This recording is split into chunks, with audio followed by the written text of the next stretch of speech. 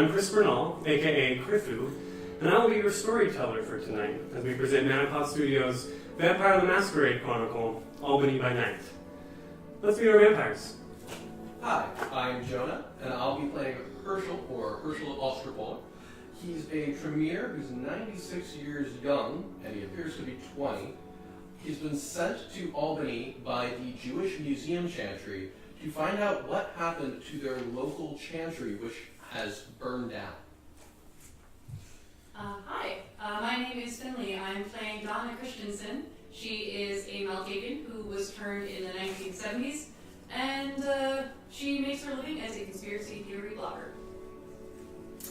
Hi, I'm Ben. I'm playing Egram, a Banu Hakim.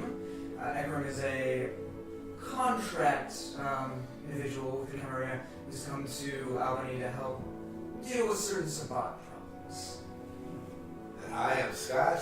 I'm playing the Sheriff of Albany, Nick Carducci, a gangrel. I was turned in 2008, so I'm probably the youngest vampire in Albany, but certainly not one to be trifled with, as you'll see soon.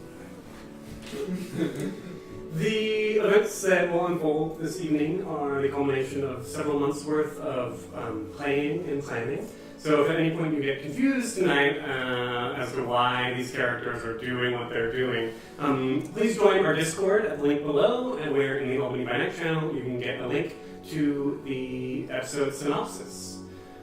So with that, I'd like to welcome you to Albany by Night.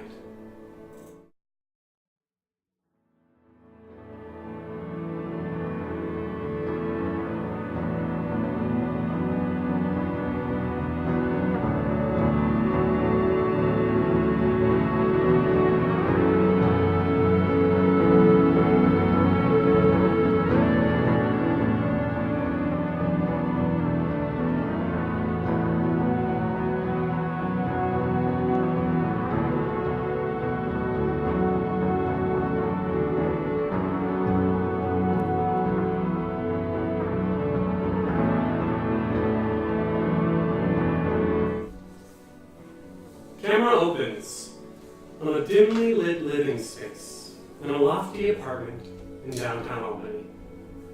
We see Sadie Bergeron, a middle-aged, average-looking white woman with dark brown hair tied up in a bun. She stands in a simple black blouse and cardigan with matching slacks. The outfit should look chic, but it's clear the clothes have been machine-washed and are a bit wrinkled. Her sire, the man she knows as Ekram, walks around her, wearing a dark hood and cloak over his ashen, stone-gray skin. First tradition. The Masquerade. Thou shalt not reveal thy true nature to those not of the blood. Doing such shall renounce thy claims to the blood. Second tradition. The Domain. Thy domain is thine own concern. All others owe thee respect while in it. None may challenge thy word while in thy domain. He continues walking around her, his footfall silent. Third tradition. The Progeny. Thou shalt only sire another with the permission of thine elder.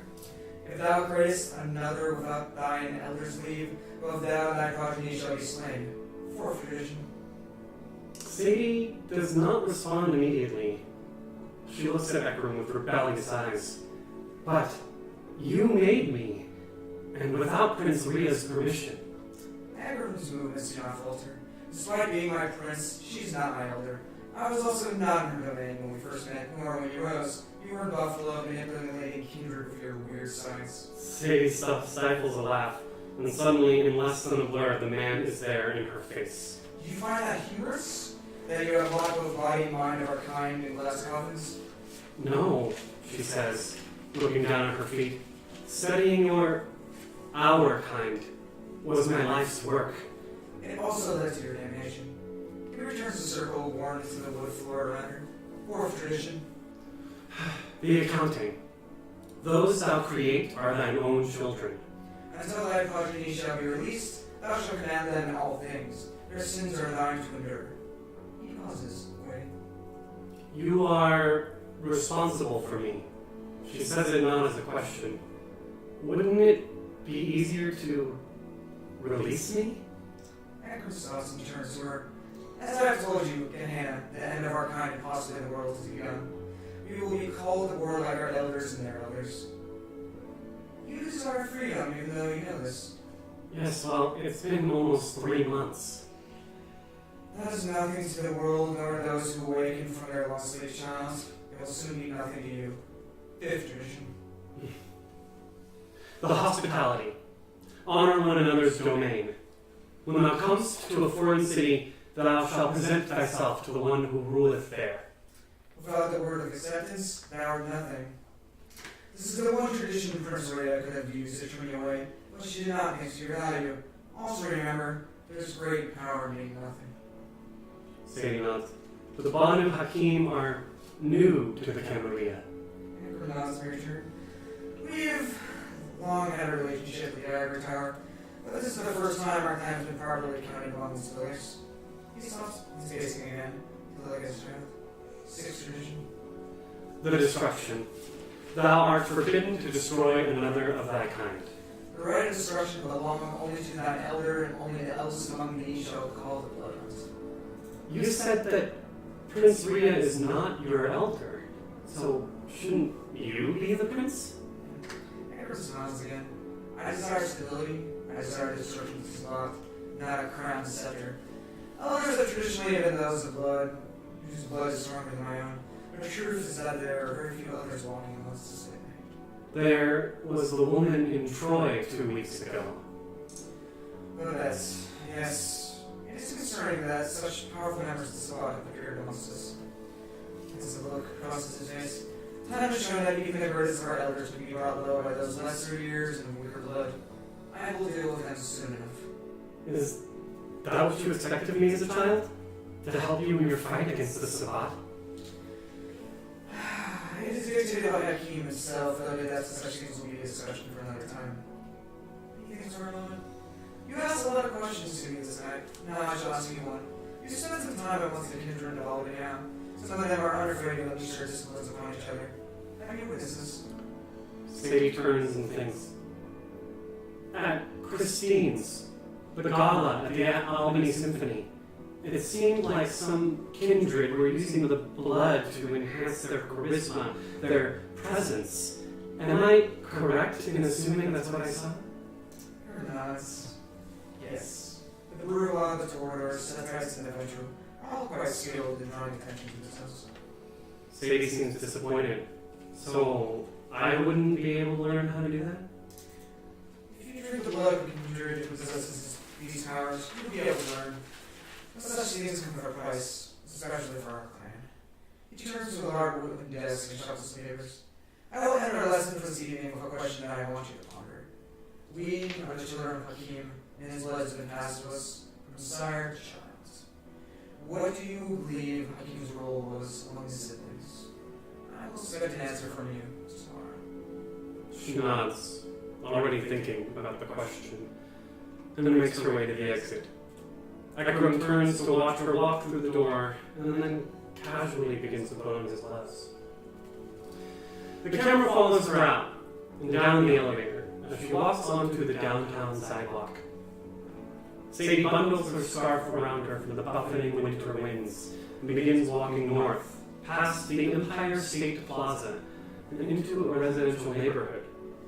She stops at a small bar in the middle of a series of dilapidated row houses, the Palais Royal. And as she enters the bar, the camera zooms up and out over Albany in the winter. And it centers on the Holiday Inn in downtown Albany. And as we go down into the lobby, stepping out of the elevator, we see Herschel. What does Herschel look like tonight? Herschel is wearing his customary gray suit. He is no longer wearing his vest because he's dressing down. He still is carrying his big leather satchel, and he's changed his bow tie. It's now, instead of a pink paisley, it's more maybe like a check pattern. And he walks out of the elevator like he's trying to keep his head down and he's on a mission. He is heading right for the double doors of the Holiday Inn. Oi! Hey! Big fella. You look over to the bar in the lobby. You see a pale, scrawny, blonde man who you remember as Neil. Neil, yes, what do you want? Well, I was just checking in on you. Great. Wanted to see how you were doing. Wanted to thank you again for saving me from that crazy bitch. You're welcome. I also wanted to see if maybe you could do a little, he looks around, blood magic for me? No. No? No. Are you sure? Gives you a wink. His fangs glint. I'm quite sure. Well, I could pay you if you want it. I got some money. I'm not interested in money, but I would do you a small favor if you could tell me or keep an eye on the Palais Royal. Alright, why's that? He pulls out his phone and you can see him pulling up Google, like looking for the Palais Royal. Doesn't matter. Well, okay, well, I can keep an eye on it, for sure. Indeed. I'm looking for a certain someone. I'm not ready to do it tonight, but can I call you when I want to pull the plug? If you are able, if you keep an eye and come in when I need you. So, can I get your number then? No. Well, how am I supposed to contact you? You know where I live. Well, that's true, but I've been sitting here for hours waiting for you to come out. Just leave a message for me. And I'll just walk away. What the? So you've been walking away? And I believe I glance across the room, and there's a very familiar figure. We find Nick sitting at the Holiday Inn bar. He is wearing probably a t-shirt. He's got like a hooded sweatshirt, like a thermal hooded sweatshirt, probably a beanie or a watch cap on the table. He appears to be looking at some papers and notes, and his eyes glance up for a second when he sees Herschel move in his direction or spot him, and goes back to his work and continues taking notes. Herschel would walk up to Nick's table and put his hand on a chair and just say, Nick, is this seat taken? Absolutely not, Herschel. I'm waiting for you. Oh. I too have been waiting here for hours. For me? Well, that's when I come to the Holiday Inn for the decor. Oh, I see. You've already got a date tonight then. And Neil, storms out in a huff. Yes, because the worst thing that could happen to him is the sheriff being what he is in this town is, jealousy. Yeah.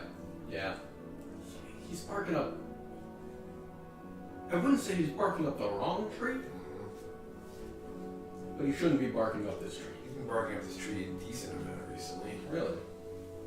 You're barking up this tree. Well, I really don't like this metaphor. Can we change the metaphor? I appreciate that. That's too gangrel for you? Yeah. Fair enough. We can go that way. Okay. So tell me. Sit down. Well, thank you. Let's talk. What are you doing here? Well, you've been keeping, I'm the sheriff. Yes. So to know who you're having. Personally, what have I done to, earn such attentions? Oh, come on. Seriously? We're gonna do this? We're gonna have this conversation? You've been squirrely, is the word I usually use to describe you. You've been doing strange things in mysterious ways. You are not coming to me and telling me what's going on, so you make me come after you and hunt you down and follow you around, which I'm sure you've noticed because you're very observant. And I shadow all right, but not for as much as I've been doing. I've been on your ass a lot. It has been a while. Yes, and so I just figured that after what we went through, again, much like Neil, thank you for your help and we fought that crazy bitch, I believe. Thank you. I like to know what's going on. And instead of having to follow you around and ask questions and be confused by what I'm Someone seeing. gave me a message at the desk. So here, let's talk. Sit down. Thank you. Harrison. I am. Keep sitting. Now tell me what's going on. Tell me what you're doing here. Well, have you figured out why I'm here yet? I really haven't. Okay, then. Well, we had a chantry here, as I'm sure you know, and it burned down. And, well, I guess you could say I am here to investigate, like, have you seen Johnny Dollar? It's an old radio, well, not that old, it's a radio show. It's about an insurance investigator. It's a great show. Okay. I'm trying to figure out who burned it down. Did we burn it down? Did someone else burn it down? What happened? So that's what you're here for. You're a company business. Why even? That seems like a perfectly normal piece of business that you would share with the sheriff, your pal, Nick. Perhaps tell your wouldn't quiz. exactly call us pals yet. We're Yeah, that's good. Go on. well, you know, as I've seen, with all due respect, Prince Rhea is more interested in Prince Rhea. Yeah. Well. And this is not a matter that I'm interested in getting bogged down in the politics of. Do you think this is It's, more fundamental than that, than jockeying for position or vanity and so on? yes. Well, that's what you should talking to me. Do I strike you as someone who lets vanity get in the way of business? The business I have to Well, do? no, not really. I would say we, in all fairness, we did get off on the wrong foot. You know, committed blood magic when you shouldn't have in front of your prince, and I caught you. Is that what you mean by that? A little. And I know because you seem to have your own activities, you got your own mysteries right here. And so, if you've got this weird thing going on, and it's just as simple as you want to find out what happened to your chemistry, talk to me. I can help you. I can be your ally. We want the same thing. But it's all cloaked in this mystery, and so I have to go and drag it out of you. If someone came into your home and set fire to your home, and then you were called and told, "Hello, Nick, we need you to find out who set fire to your home," and then when you show up, the police are dead, I don't think you'd be very keen to talk to the police. Fair enough. Allow me to retort. This isn't your home. This is my responsibility. So if someone came down and burned it, if this is your life, this is my job. I understand. I'm just saying that the home analogy, that's the chantry. Got it. Albany, I followed. You're the police that showed up after. I understand. And Yeah, I'm not the dead cop. I got it. yeah, you're definitely not the dead cop. All right. So what I'm saying is, I want to trust you. I want to work with you. I think I want the same things you want based on what you're telling me. Let's, like I said, off on the wrong foot. Let's get off on the right foot tonight. Where are we going? Well, Hallelujah. And I sent Neil there beforehand because he's useful. Yeah, well, he must be because he's not dead yet. Exactly. And, I hope Irene doesn't take offense to that, but he seems to want something from me, and I'm willing to, I can gladly help him if he helps me. It's a scratching back sort of thing. So I think you're staying away from politics. Or is this more personal? It's very personal. I don't. Okay. Is he connected politically? I haven't really been following his politics. Oh, well, he's kind of outside the system. Exactly. Our system. He's kind of into another system. Oh, yeah, yes. Yeah. defense of the frontier, We'll deal with him later. keeper of the Camarilla. He's my problem. He's not your problem.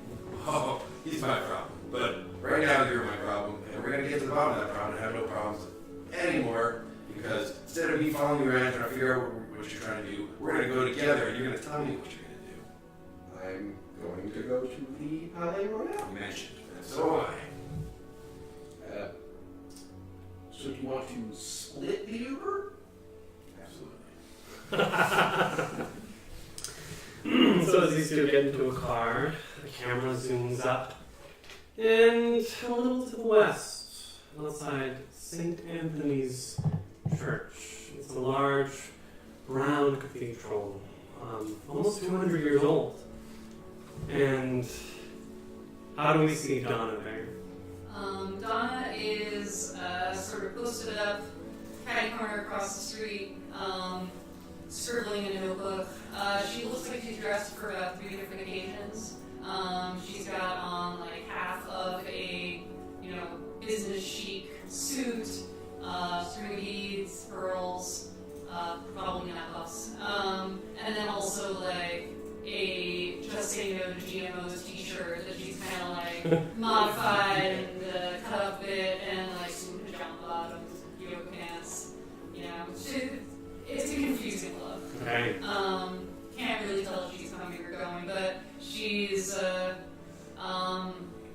keeping a close watch on the door. It looks like she's waiting for people to exit. Is she in a car or on a park bench? Yeah, both at the same time. Oh. She's had her car retrofitted with a park bench. Interesting. That's weird. Probably not legal. No, it's a real husband job. You have to know the right people. But she's sitting on a park bench, shivering a little, wishing she was in a car. She feels the cold, or pretends that she does. I mean, she doesn't like it. It's outside. Sure. Yeah. So, it's fairly late in the night, well after any sort of like Friday night mass would be getting out. And from the back entrance of the church where you're angled, you can see a group of people leaving the darkened building, holding candles, wearing black. They all look at each other, do like a little bow, and they kind of separate and start going their ways.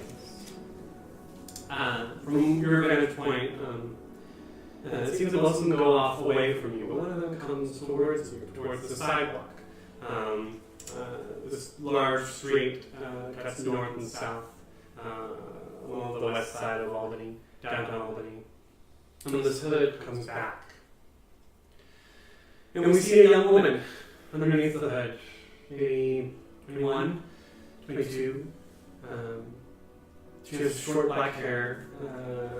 Unlike hers, it's not curled or styled, it's just jagged. She has a knife or scissors of her own, bangs cut across. It's messy, and like very, very heavy goth wingtips. And you realize you've met this woman before. I immediately roll my eyes. I can't believe what I'm seeing, and I start walking towards her. She's walking towards me. She's walking parallel or perpendicular to you towards the sidewalk that you're on. And as soon as she hits the sidewalk, when you're about maybe 30 feet to her right, she turns away from you and begins walking north. Alright, I'm going to start. I think if I run, she's going to hear me. And if she hears me, she's going to be scared. Because it's nighttime. And that's how people are. So I'm going to call her name. This is who I think it is. And I sort of call my name out and I go, Valerie! She stops. Valerie turns. The two of you are standing across from one another on the sidewalk, and she just kind of does this. I know you. Yeah, I know you too. How long have you been a member of Original First Not Raised Church of Satan? What? Or whatever I'm. She comes over. You meet in the middle. You're alive. Well, no. Oh, that's right. Yeah, but no, I didn't die again. There's a freezing cold park bench right over there. She looks behind her. We have to catch up. I've been looking all over for you. The church is located almost in the shadow of the Empire State Plaza. So, like behind her, northwards is the Capitol Library Museum. It presents this looming, ominous figure. And, well, I'm meeting people, but okay, all right. Yeah, we just there's so much going on, and I there's a million things I have to ask you. Oh. You don't really plan to see people again after you save their lives. You don't? Well, the way you said that, it almost sounded like you maybe were going to say the opposite of that. Like you weren't trying to save my life, but I wanted to say thank you. You really helped us out back there in Buffalo. I was mostly drunk, Yeah. but I don't know. You're different than the rest of them. I mean, because we're the same, What? I heard that you're a Malkavian. You got that wacko blood coursing through your dead veins. Is that? Oh.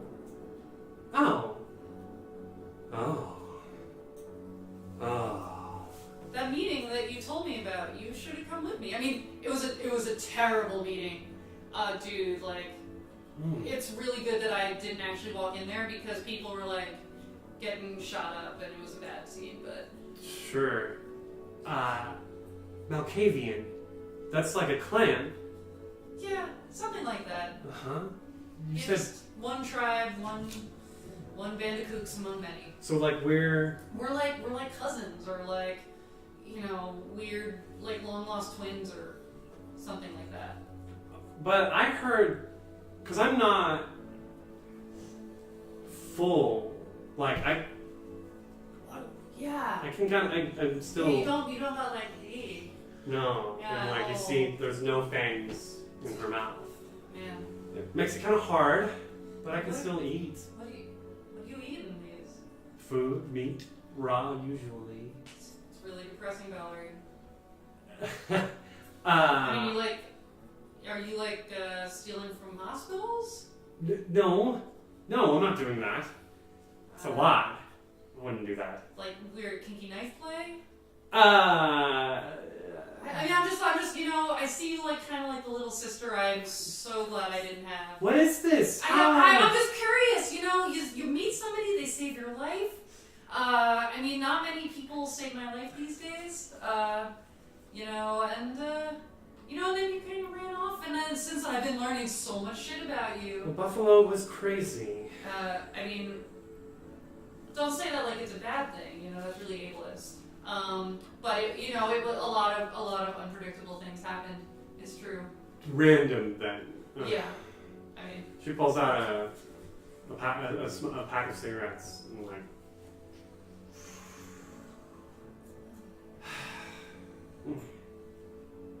What was your name again? oh, Donna Christensen. She doesn't shake your hand. Look, I don't. Can I see you again? Please do. I don't really know any other of us. Kindred. Oh, that's right. I mean, the most important thing about being in a secret society is you gotta have a name. That's really, really important. Yeah, that's what those kooks are doing at the church. Wait, how did you know about that? How did you know where to find me? Well, I didn't know to find you. Like I said, I haven't seen you since November, and starting to get a little worried. But no, I keep tabs on all these sort of secret societies, flat earthers, red pill creeps. I went to the Jordan Peterson fan convention last week. Those guys suck. Mm-hmm. Yeah, if there's a weird scene, pencil me in. Anything real? mean, you know, I looked into a lot of these like weird fake science, fake history. Nah, but you know, vampires turn out to be real, so. Sure. Well, it's true. We live in a post-truth society, Valerie. So I think there are other things that are real too. Oh, like what?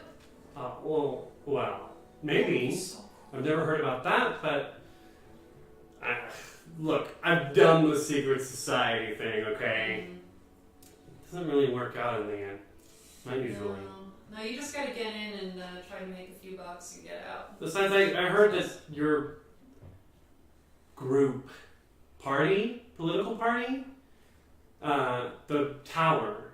Oh, yeah, no, that's not a party, it's just like, I mean, yeah, it's a very cool political party. Well, I heard they don't like thin bloods like me. I mean, it's the other rule of having a secret society is that if other people aren't out, how are you gonna be in? Sorry, it sucks, you know, that's not your fault. I mean, you didn't choose it. So I should put a more positive spin on it. We love thin bloods. They're the future. Like children. No, it's not coming out right, is it? Sorry. I mean, who did you hear that from? Around town. Go ahead and roll wits and insight on that. The storyteller just starts laughing. Do I get an extra die for that? Alright, I got 100 here. So, Did we roll for rousing at the beginning of the night? No, we did not. Let's please do that again. Okay, The hang on. practical did. Do I want to do it before I do this? Before. So normally we do this off screen. But at the beginning of every night, every vampire needs to make a rouse check to see if their hunger grows. I am not, well, no more than I was, except the one. Okay. Ekram? I'm fine. Okay. Yeah, you're hungry. No. I feel hungry. The beast rises in your throat. I take it to Okay. Pepto, to soothe the beast within. Are we getting money for that? No. That was just a voice you heard in your head momentarily. Oh my god, it's the network. It's ads? The TV network is ads? Sounds depressing. That's amazing! It's that. Okay, wait, sorry. That's such a great idea. Wits and insight. Wits and insight, okay. Where is this? There we go, okay. So, everyone's willpower is refreshed. Don't forget, you can spend a willpower to reroll up to 3 non-hunger dice. Okay, that's 4 successes. It's 6 successes. I have 2 criticals. Ooh. Well, that's a critical win. Critical success. Okay, well, obviously, to us in real life, Grifu was lying.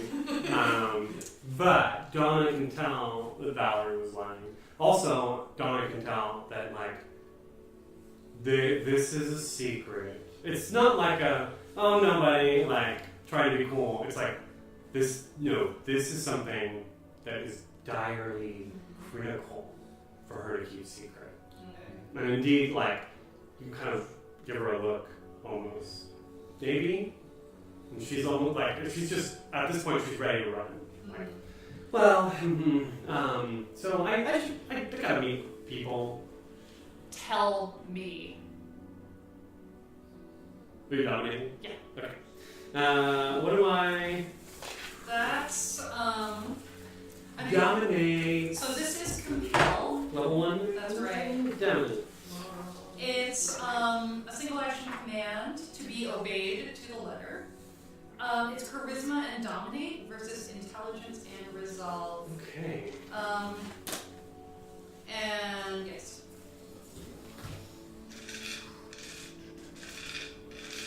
Now, I think Valerie's got some hunger. And I'm gonna spend a little power to. No, it's what can I do to? Oh no, you can spend blood to like boost things. You can rouse the blood to boost an ability score for a single check. So you would do it to boost your charisma.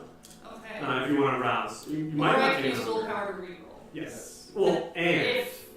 you can do both. Oh. Yes. So in that case, yeah, I'm gonna go ahead and do that. Okay, Just to like, just to amp up. the thing. So. Oh my god. I'm also gonna do So, You don't need a mark or yeah. So, and you have to roll a rouse check to rouse blood. that. If you fail, you don't add the 100 dice for this roll, just for all subsequent ones. Success. No Alright. rouse. Valerie fails. Her Alright. hunger goes up. This is intelligence and resolve. She's quite intelligent. Okay, so I'm adding a die. I'll add that. Okay.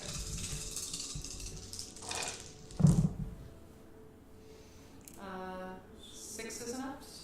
Yep, 6s and up are successes. So if you spend Count the number of successes. 1 of 4. I I got 4. 2. Even if I re-rolled, it wouldn't work. So, So yeah, I lean in real close. Maybe just kind of like reach out, like I'm about to like grab her. Tell me. Sadie told me.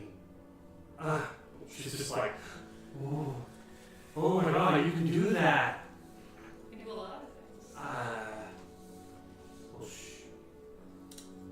I have to go. Good evening.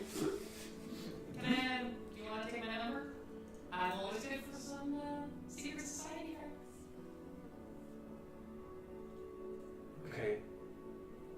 Okay. I'll take your number. Pull out a business card. It's just plain white with a phone number on it. No name. Maybe it's a DC. DC. I stole one. It's like a page taken out of like a Superman comic, and so it's got the logo, and I just like stole everything out. I wrote my phone number. DC. Donna. No, that's safe. Okay. Use travels faster around here. Okay, bye. She turns around and just starts walking quickly up the street like.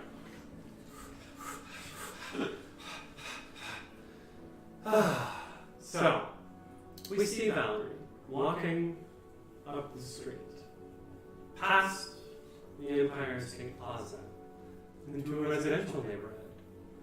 She stops in front of a row of dilapidated row houses and enters into a bar called the Palais Royale. Who? Akram, where are you? I would be approaching on foot. Mm-hmm. Akram is wearing a sweater, a puffy jacket. He's standing up rather straight, like there's something metallic strapped to his back. Oh. Black jeans, jump boots. He's just kind of looking at the place from the outside, watching the type of people that are coming in. Mm-hmm.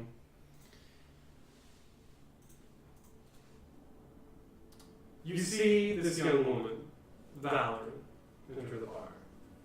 And a few moments later, a motorcycle pulls up.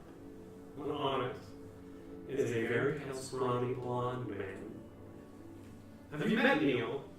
I don't think I have. Okay, so you don't know him. However, you do know how to spot Sabat. So I would like some sort of perception check. Maybe intelligence and awareness? Sure.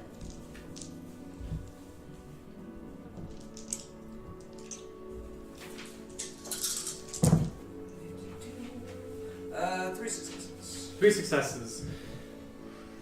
It's clear he's Kindred, or vampire. Knowing that you have not seen him around town before, nor at court, it's hard to say. There are plenty of vamps who come through Albany. The Derailed Bar and Grill, for instance, is like the place where most of them like check in with the local harpy, Sarge. But this guy's unknown to you. Alright, so possibly Anarch, possibly. Is he going in? He's kind of sitting out front. He's parked only across the street, and he's just like sitting there, straddling his bike. Looks around a little bit. Maybe like pulls out his phone and like checks it. He seems to be waiting Are you visible? No. We realize that Ekram's form has been obfuscated this whole time. And to the naked eye, there's nothing there. He's just thin air. I'm just gonna walk in, kind of keeping an eye on him to see if he notices me walking. Into the bar. Mhm. If you turn around, maybe he'd notice the door opening and no one being there. But if you're using quietus, he wouldn't. And in fact, you slip into the bar unnoticed. It's quite empty. There is a muscular, but maybe slightly jowly man behind the bar wearing just like a tank top and a denim jacket. He's wiping down the bar. And he looks up as you step in. And he looks up right when the door is shut. And kind of looks towards the entrance for a minute and then shakes his head. Continues wiping down the bar. There's maybe 2 human patrons. One at the bar, one at a corner, a table in the corner. You can see another group playing pool. A man and a woman, a couple, playing pool. And then the hall continues down to the left, and there are stairs that go down as well. Alright. So I'll walk towards where I think the restrooms are, and then when I'm around a corner, drop the obfuscate, then walk back into the bar. Okay. As you walk back around, the bartender looks up and, hi. I don't think I saw you come in. Sorry, just had to do my business first. What do you have on tap? Plain lagers, nothing fancy. I'll take a non-fancy plain water, please. He pulls something from the tap for you. A couple bucks. As he passes it to you, just kind of slides it on the bar. Do you hand him the money? I put it down. He takes it as soon as you've put your fingers off of it. Nods. Goes back to his business. Never been here before. Off night? Yeah, I figured. A little. It's cold outside. Not many people want to come out. Prefer to drink at home. Fair.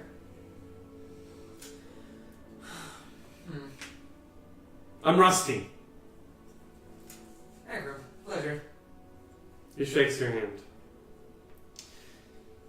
And then turns around. Starts chopping up lemons, limes, kind of prepping his bar stuff. Busy work. A little while later, who would come first? The Uber, probably. Yeah. The Uber pulls up. You see Neil hanging out across the street. I completely ignore him. So this is it.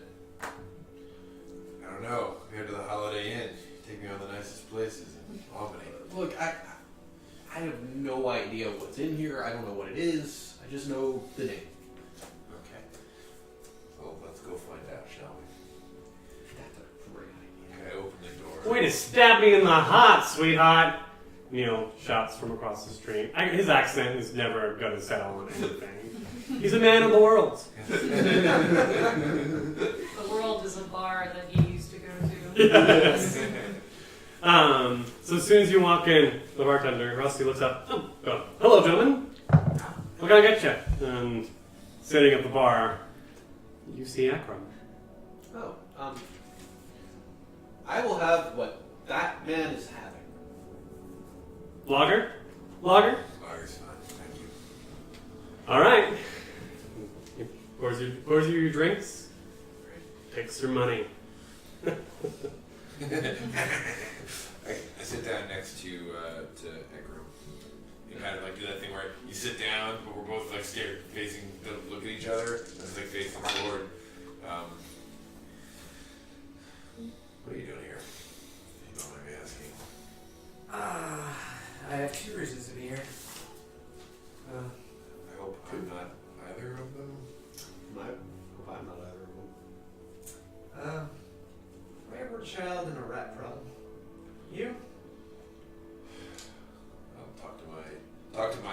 spirit animal. Well, I guess you could just say bad dreams.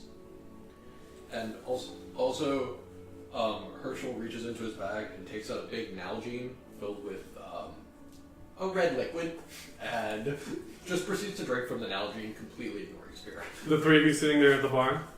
Yep. Anyway, my good pal, Herschel? Yeah.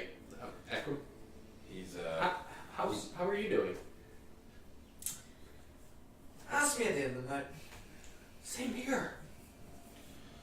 he had a reason to come here, and I had a reason to find out why he had a reason to come here, and I found you, which is what a happy coincidence. Did you know the blonde on the motorcycle incident? Oh, that's Neil. Yes, I do know of Neil. I don't recognize him in court. There's a reason for that. Yeah, he's He's the rat you were talking about, I imagine, or perhaps a different kind of rat. Tell me. he's Different kind of rat. he's more. I was kind of hoping that maybe you could. Let's get a booth. Yes. Yeah.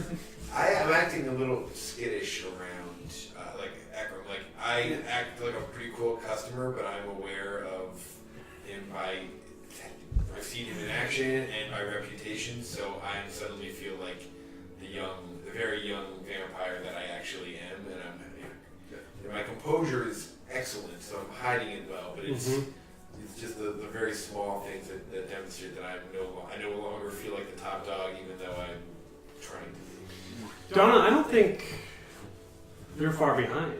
No, I think as Valerie walked off, I, gave her a distance, I put her through a moment, I dragged something out of her that she wasn't ready to share, so, she tried to give her some space, but like a block or two. So I've just been following her, because, she is not living right.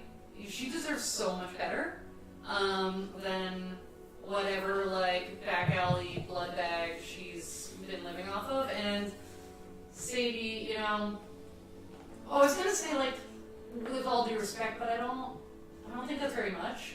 I don't know how I feel about Sadie, Sure. If she tried to kill us, then we killed her.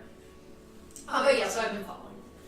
So maybe if you held your distance, you would definitely see, walking, entering into the residential neighborhood, these large trees loom up, and they're all leafless, so they're quite bare, casting these strange shadows all over. But you would definitely catch these two pulling up in an Uber, for sure, walking in. And this blonde man across the street shouting at them. So déclassé. Shouting? It must be that kind of place, though. It must be a shouting kind of place. This kind of look like him. I ignore the shouting man, and I follow inside. So as soon as the three of you settle into a booth, in walks Donna Christensen. This cannot be a coincidence. Every time it's a coincidence, it can't be a coincidence. Are you muttering about me? I mutter about a lot of things. Oh. Would you like to join us in our booth? We're having a catch-up session. A sausage party, yeah. I'm really big fan of sausage. No, never mind. Yeah, I'd love to join you. What are we drinking? So as soon as you sit down, the bartender comes up. Hey, real quick, I'm so sorry. I forgot to check your IDs. Oh, great. Reach in my Seriously? pocket and take out my ID. I'd love to check your IDs. And I actually have I have a good ID. I Okay. have a good mask. So he takes it. Yeah. Right, okay. Same. Okay, wonderful. Thank you. I still have my real license. Nice. I look good for my age, but it's... Oh. Wow, this is expiring soon, buddy. Yeah, I know.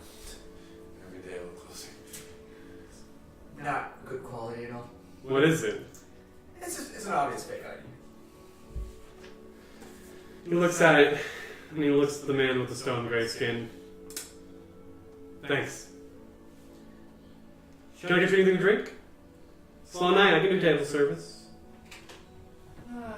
Maybe some snacks. Onion rings? Tater tots? Tater tots. We got corn dogs. I'm sure y'all are hungry, right? I'm starving. Tater tots. Yeah. Great, great. Extra crispy. Another round, maybe? Still I'm still good. I'll take a Herschel is second. not. The beer's still full. Herschel. I'll take a second. My glass is empty. Is it really? Mhm. What did you do with it? Oh, I've been drinking it. I have a strong coat. Ah, understood. Yep. Okay, great. Yeah. Cool, looks at it. Then he goes back to the bar, gets your drink order. Whiskey for me. A jukebox kind of place. Definitely. Definitely is. I'm gonna go up and put on the loudest song I can possibly find. Okay. What song is that? Probably 80s or 70s. Yeah, something 70s, Iron Maiden. Ace of Spades.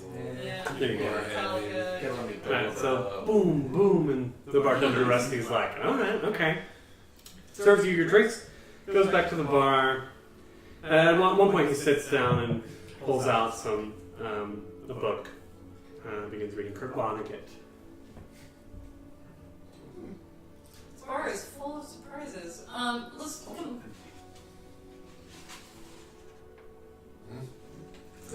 There's only 4 other people. Oh, yeah. Mm-hmm.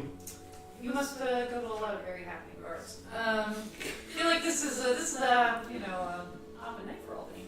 I should have pulled you on the way back. Are they made of real wood? They are. Well, we gotta get rid of those. Oh no, we don't. Okay, well, so can we address the elephant in the room? Why are you guys here? We were here first, so for all we know, why are you here? Well, that's not fair. Of course not fair. That's not fair. Well, I'll tell you this much. I don't know why I'm here. I've got the advantage of not knowing why I'm here, which helps me to not feel like I'm keeping things or part of some grand conspiracy. I can only learn more. I'm here because he's here. He's here because he's weird and has strange visions and whatnot. And that's led us here to talk to you fine people. A vision brought us here? Oh, that is too perfect. I mean, I just followed somebody. Who, by the way, where did she go? She's not in here. What? I'll describe the space You again. guys? When you walked in, there was a bar to the left. It's like maybe like rainbow-colored Christmas lights. It's that kind of bar. Booths and tables to the right, not very many. Pool table on the far right. Stairs that go down, and then around the corner, the bathrooms and offices. Man, did you both see a sort of 20s-ish, punk-looking kind of girl walk through here? Yep. Oh, well, which way did she go? I saw her come in, but I didn't see where she I thought that was like your thing. You see all, you know all, you creep spookily all. Sadie's in here as well. Oh. Oh, plot thickens. Did you know that those two were like working together, simpatico? How do they know each other? Besides the fact that Valerie was one of Sadie's weird experiments, I don't really know the connection. That Valerie. Yeah. Oh, you didn't meet her. Yeah. She was the one who tipped me off that there was an Alcavian meeting back in Buffalo. If I hadn't been for her, never would have missed that whole situation. So yeah. Are there cameras? I know I'm immediately looking for anything electronic in this bar. There are cameras.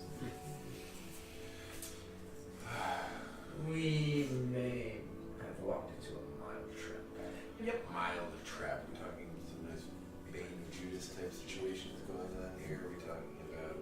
This may be part of Sadie's old life. Ah, that makes sense. That makes a lot of wait. What was her old life?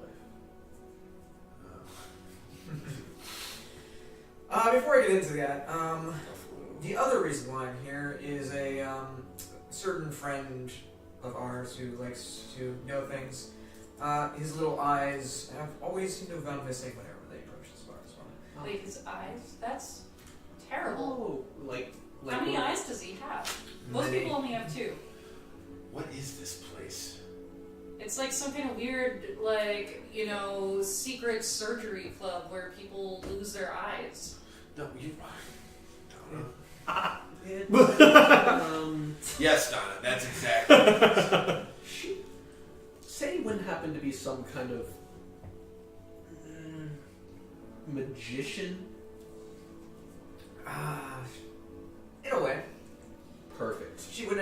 herself that. Oh, perfect. Well, she's not that anymore. Whatever she once was. Where is she, by the way? I thought she was with you. She entered the bar before Valerie did.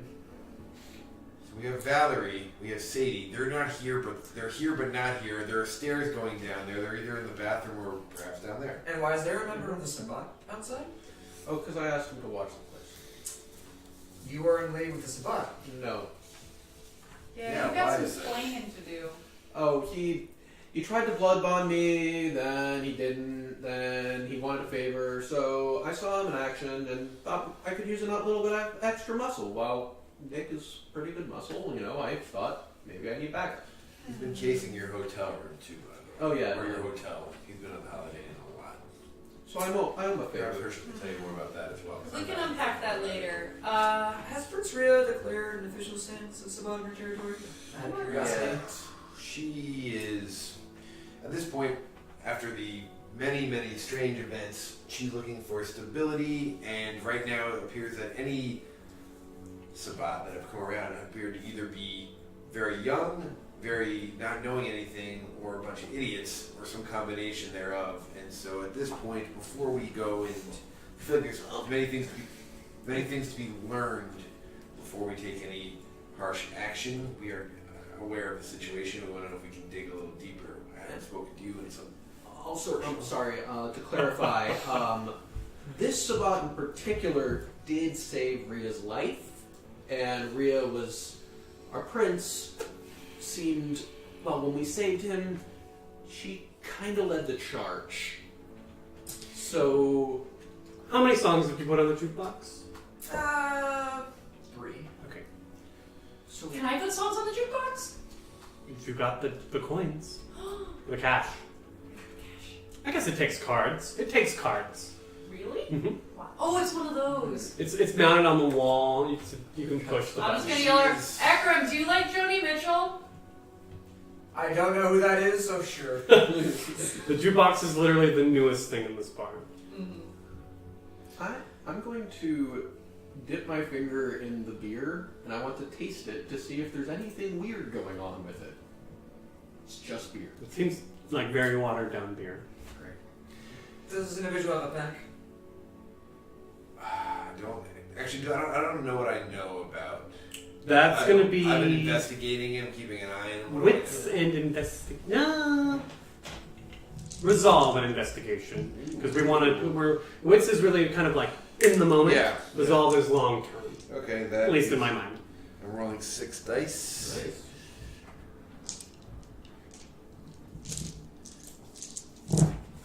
And I'm getting 2 successes. Not a very good roll. But So does he talk? Do I see him dealing with other kindred who I don't know? one thing, Sure. you've seen him out and about, mostly kind of like stalking the Holiday Inn, but you've also seen him with a certain Finnick fox, who you know belongs to Irene. Right. And I'm not aware.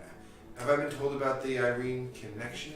I would not be surprised if Rhea had told you about it. You're her right hand person, and I would assume she would have told you. I'm probably loath in this conversation to bring up the fact that one of my clansmates might be connected with this individual. And then there's the question of your other clanmate's connection with the Sabbat. Right.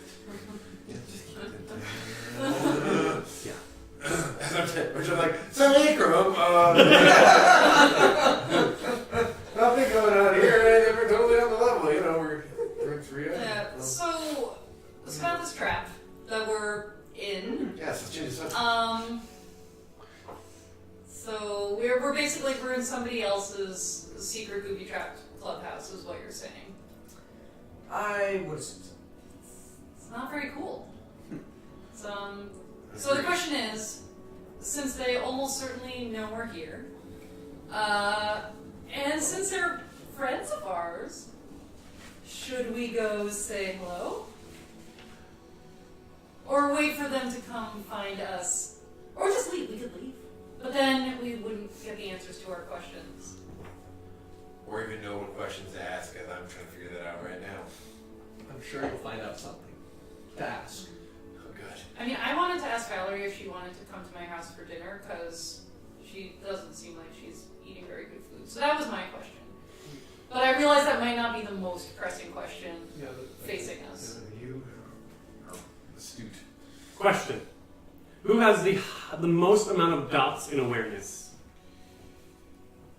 2. 3 for Donna. I've got 3. Can the pair of you each make a wits and awareness check for me, please? Try.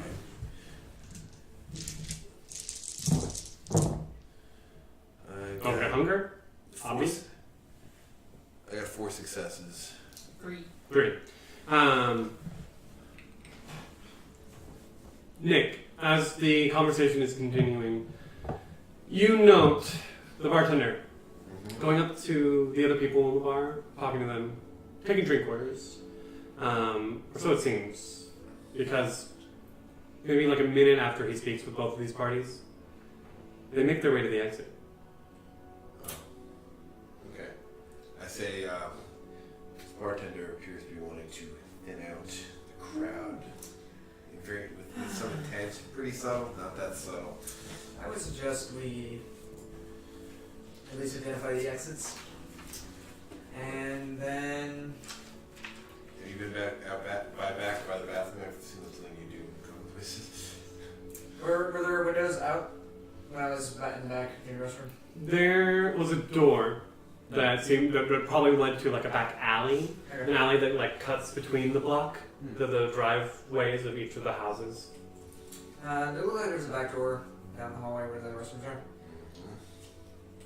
So basement or probably basement. Or do we do direct confrontation, talk to this guy, know something's up? Donna?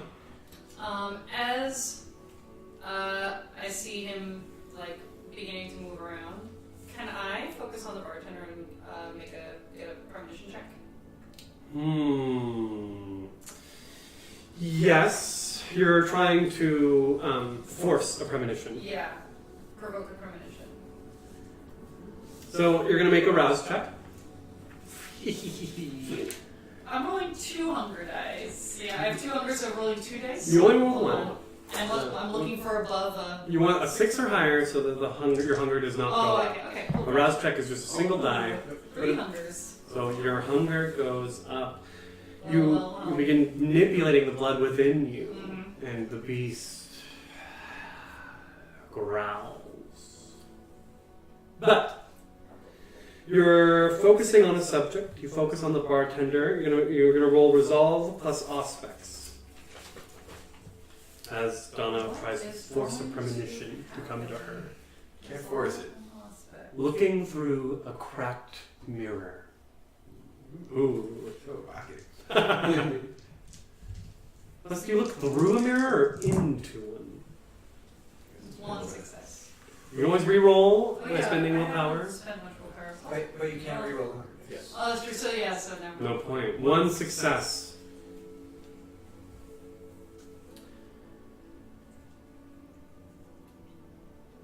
Tell me what you do to force. How does it look to the camera? So these folks are starting, I think as a group we're starting to realize that something is wrong.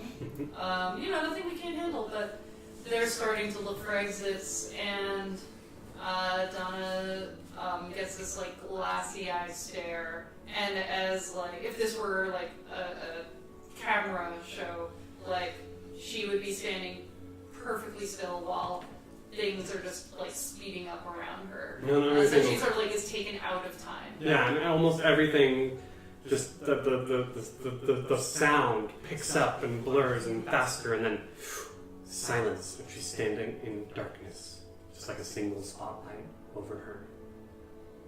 And stepping into the light with her, out of the darkness in front of Donna, is a very short and sprightly woman with a shock of pink hair. Oh, hey, babe. It's Fiona. Hey, lady, what are you doing here? Oh, this is like a vision. Checks out. I think that things are about to go sideways over at the Palais Royale, so I'm just trying to get a jump on it. What are you doing here? I don't know. You're not at the Colliery, right, are you? No, I don't think this is actually me. Oh. I think it's you. Oh, weird. Okay. You're like the voice. Okay, so then you should have information for me about what's going to happen in about 30 seconds. I've seen him before. The bartender? Yes. His name's Rusty. He thinks I'm cute. But he knows what we are. And then she disappears. See ya. And you and the guys are talking. Yeah.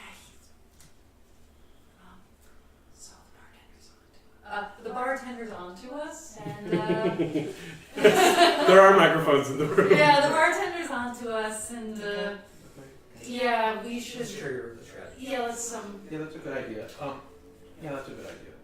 I stand up and I walk over to Rusty. Mhm. I sit down. Yo. Rusty. Need any more drinks? Food? Beverage? keep the tater tots. Oh, keep the tater tots. Oh, and like they just came out. There was like a ding at the window. He's like, "Are you sure? None of you are hungry? I'm really hungry, but Not for tater tots." And he just drops yes, it for on tater top of the tots. bar. So, Rusty, Uh-huh. we're looking to have a conversation with some people. Mm. They're members of a union. The union? A union, Huh. yeah. Like plumbers? Or technocratic. Ah. Well. Just have a few questions, that's all. I know this is kind of a... There's a click Mhm. as his arm ever so subtly moves. We just want words. And you hear steel shutters coming down over the front part of the building, blocking out any light coming from the street. Herschel, take me to the best places. Yeah. Evil water, which is. I'm also gonna. I'm going to use my blood of potency now. Okay, make a rouse check. Just in preparation. Okay, I'm fine. How can the camera tell that you're increasing your blood potency through I think- magic? Herschel, as his fangs come out, and it's more of like the whole time he kind of is hunched over, and his posture is he tries to take up as little space as he can, and he starts to rise up and like actually stand up and fix his posture, but it keeps going. Oh. And he actually grows a little bit bigger, and you also can see, I think in terms of the show, it would be kind of also like as he's doing it, it's intercut between moments of like that cool CGI of blood Going into the veins. going through his veins. And it gets thicker. Yeah, and it's just like every time it's like a heartbeat, it's like boom, boom, and he Nice. just keeps getting bigger and taller. And now he's standing up, and he's usually maybe 5'6", Mm-hmm. and now he's 6 feet tall. Nice. Very cool. But that's all. He just looks like a normal 6 foot tall man. I'd like to also activate my toughness, power, and my fortitude discipline, which I guess I don't need to How long does that rouse, but last? That was for a scene. Okay. Mine is first scene 2. My hunger, no problem. I rolled a 9, so I've done my rouse. Does not Nick's provide blood more causes hunger. his skin to become more tough. But unlike Herschel, who gets bigger, in a way, I get like denser. Like my skin, like instead of being pliable, it kind of starts clinging to the muscle, as Yeah. if and my bones get denser, and like I almost like shrink into more like a statue of myself. So you kind of get like this. Yeah. Well, Herschel just like gets like that. Exactly. What are we rolling for? I am rolling for my It's blood the roll. potency. Okay. And I just need to beat a 2. Okay. 2 successes to properly increase the blood. And yeah, I got 4. Perfect. So I'm fine. And no messing critical or anything. Any other buffs? I'll get a little bit faster. You celerity. No rouse checks? I'm just using the level. Got it. I see these folds above puffing themselves up. I Maybe might like sense it. to. Yeah. I might like to. So far, it's just Rusty. I'm going to do the opposite and cloak of shadows myself behind the door in case other people come in, Right. because I've got like a very sad like small firearm in my bag. I'm not. So I'm the backup in this it's situation. free to activate level 1 obfuscate cloak of shadows. It does require obfuscate does require that you be unseen when you activate it. So at the Okay. moment, I'm going to like maybe just like kind of move to a more secluded booth and kind of like just hunker down. okay. As soon as you start like moving back, Rusty's like, "Hold it, stay where you are." What are you doing here? Just have a few questions. You all walked in. It was clear none of you expected the others to be here. Well, yes. That's weird. Yeah. That's fucking weird. I'm sure, Rusty. May I call you Rusty? No, What would you like me to call you? nothing. All right, nothing.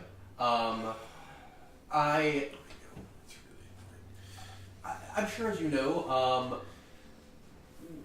there are things that work in very strange ways, Mm-hmm. and I believe that one of those things might have brought us here.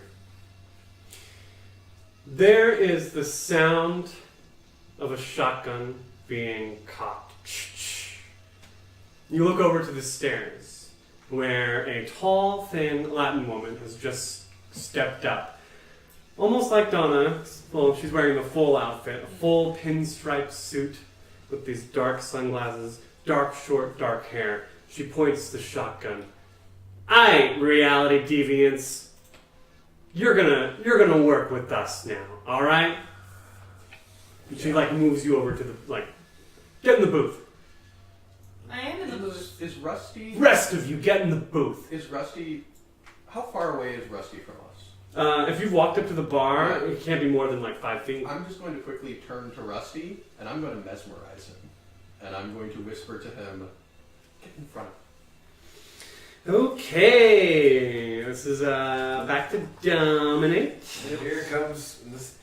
That's why I didn't wear nice clothes. This is why I have one outfit. Level 2 mesmerize. I will manipulate. You know what though? The issue here is he's not completely oblivious. Oh. So he's definitely make a rouse check. Okay. Your potency is boosted, so roll with advantage. Okay. So I'll roll 2 and pick 1. That's good. Fine. So you're gonna roll manipulation plus dominate Right. versus his intelligence plus resolve. Like Valerie, Oh, this guy's quite Why am I intelligent. Very so clever. hungry? I know. I am only rolling hunger dice. And he's got some resolve. That's great. I'm trying to think, is there anything I can do? You can't use willpower on these rolls either. No. Not on the rouse checks. Oh, but I can. Oh no! He's so hungry. He's got all hunger Hold dice. on. So With even that. Oh, make sure to clear up Oh, I add 1 dice. from what your Nalgene mod. Oh, okay. I So meant I to will- say that earlier. Oh, that's fine. Thank you. And I think some of that is left over from last time. You definitely have cleared at least one more. Okay. So I'm going to replace. It's been 2 weeks. Yeah. Not only am I going to replace 2 of my dice as I go down in hunger, because I'm using one of my disciplines, I get to add a dice because I'm level 2 potency. There you go. Exactly. So, alright, so I have 2 hunger, I'm rolling 5 dice, which is better. Oh. I'm going to spend a willpower. Spend it, baby. Alright, spending one of my willpower. Spend that I willpower. can't spend it again, can I? No. Alright, that's 2 successes. 2, 3, 4, 5, Even if you spend it. 6. Yeah, I was rolling 5. So you look at him Yeah. and you say you're whispering to him, "Get in front of me." Yeah. He pulls out what looks like a big hammer, and he says, "Yeah, why don't you get in front of me?" And he just motions for you to move towards the booth. I'll put up my hands and just start backing up, or not. That's also okay. Like one end of like this mallet is like this big. It's clear that this device is also powered, technologically speaking.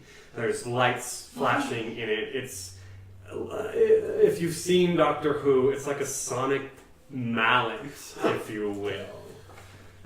It's definitely something I would guess that none of you have ever seen before. I would guess. Guess correctly. And as you move to the booth, the woman puts her finger up to her sunglasses and just double clicks, and like a light starts shining from her sunglasses, like a spotlight onto all of you. And she hefts the shotgun at you and she says, "What the fuck are you doing in our bar?" And that is where we're going to take a break. Thank you, viewers, for sticking with us. We should be back in 10 to 15 minutes for Albany by Night, Episode 3, Part 2.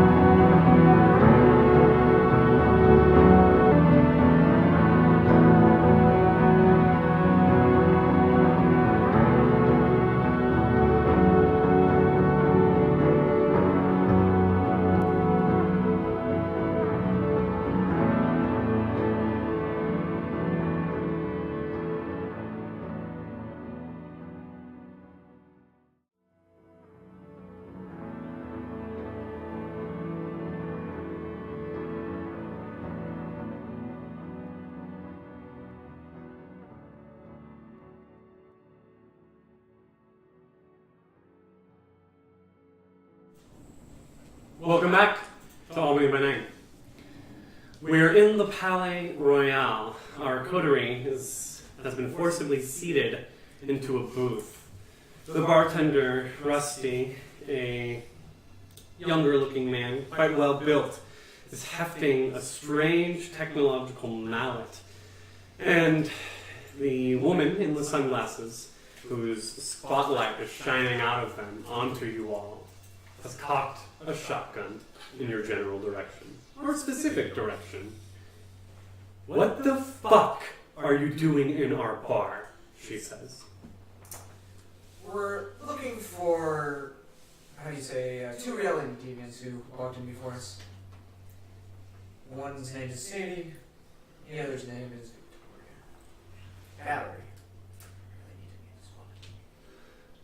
She's very nice. I think you'll like her. There's a voice from the stairwell going down, and stepping, obfuscating out of the shadows, is Sadie. "Jack," she says to the woman with the shotgun. "Stop." Jack looks back at her. "Sadie, this isn't your business. Go back downstairs." "No, it is my business, Jack." And there's this tone of authority in her voice that you've probably never heard before, Ekram. Your name is Jack. The woman in the sunglasses nods. Where were you on the night that a specific building burned down? Herschel, she's pointing the gun at us. Are you sure this is the right time for... I just am curious. What are you talking about? there was a while ago, there was a fire demon that came out of, I guess, a building that a bunch of people like me live in, and you were there. Jack and Rusty will look at each other. Oh, you too. How do you know that? It's been a while. I don't really remember faces that well. Uh-huh. It's the same reason why I'm here. Do you think they summoned this fiery demon? I don't know. I'd like to know. Did you?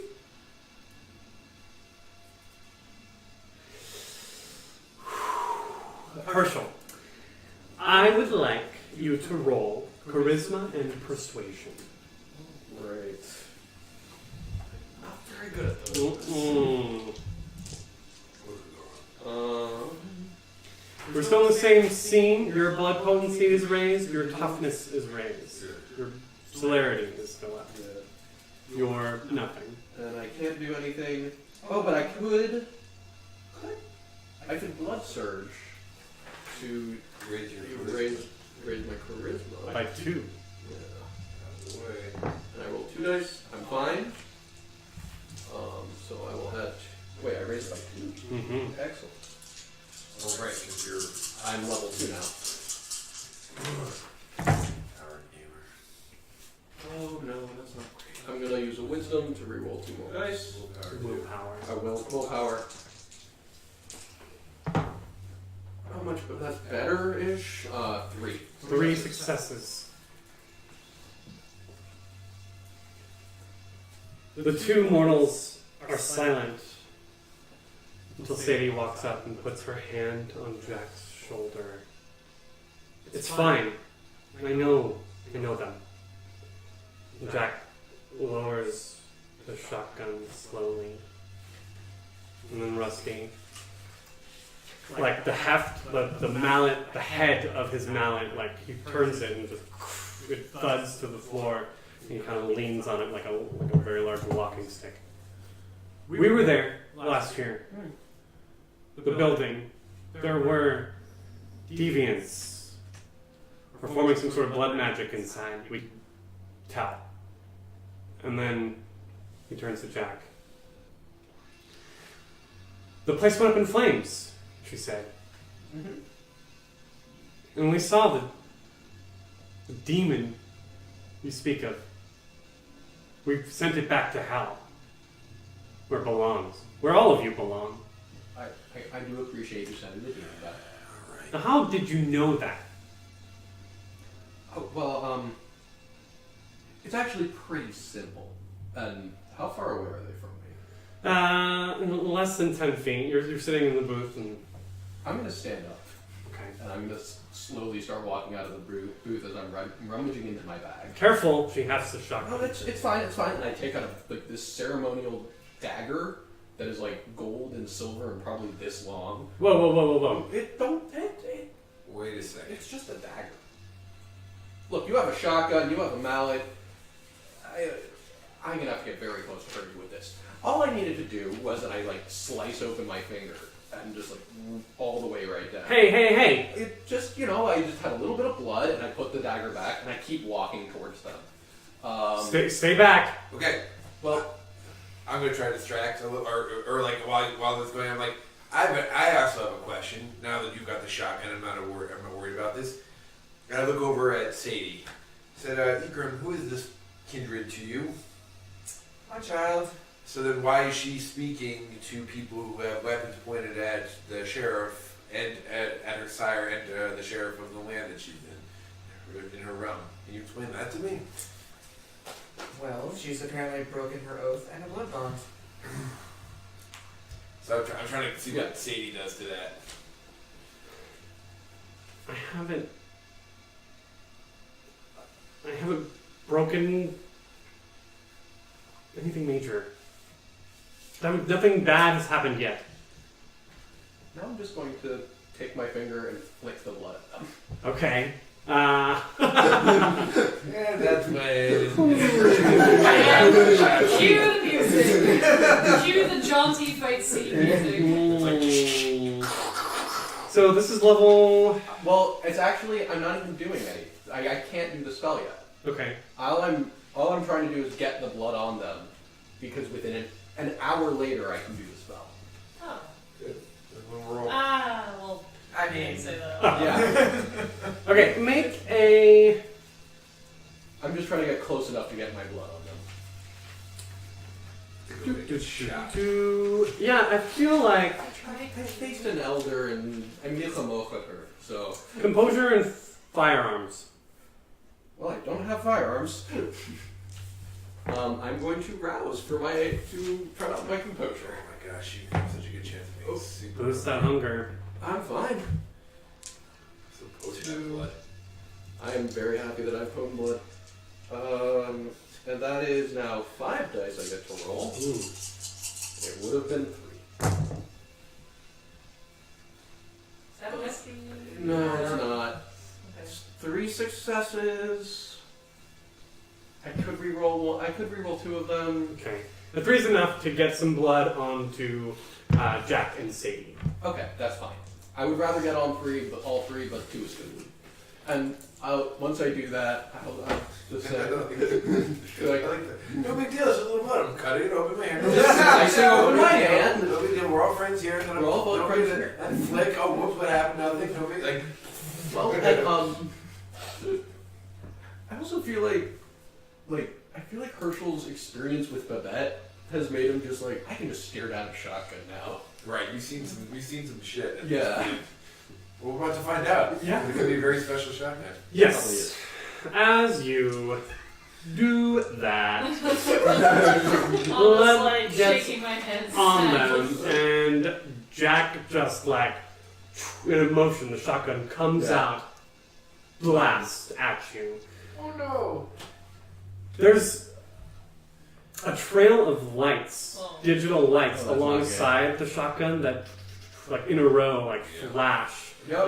And 2 shock, like taser things, Real bad. like latch onto you. Oh. So it's not a bullet, it's like a harpoon gun. So I'd like you to make a stamina and athletics check. Wait, stamina? Mhm. I'm trying to find my stamina. It's right there. Oh great, I was looking in the wrong. You know what? I'm gonna have to rouse myself again. You're like nearly incredulous, like stamina. Stamina? I don't have that. Herschel doesn't use stamina for anything. I really don't. So here we are. No hunger? No hunger, and I get to roll 4 dice because I don't have athletics. Okay. Oh, that's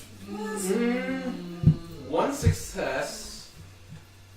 I'm gonna spend another willpower. Burning willpower. I have a lot of And willpower. I'm But glad. it's all well and good until you need to use it for something else. Yeah.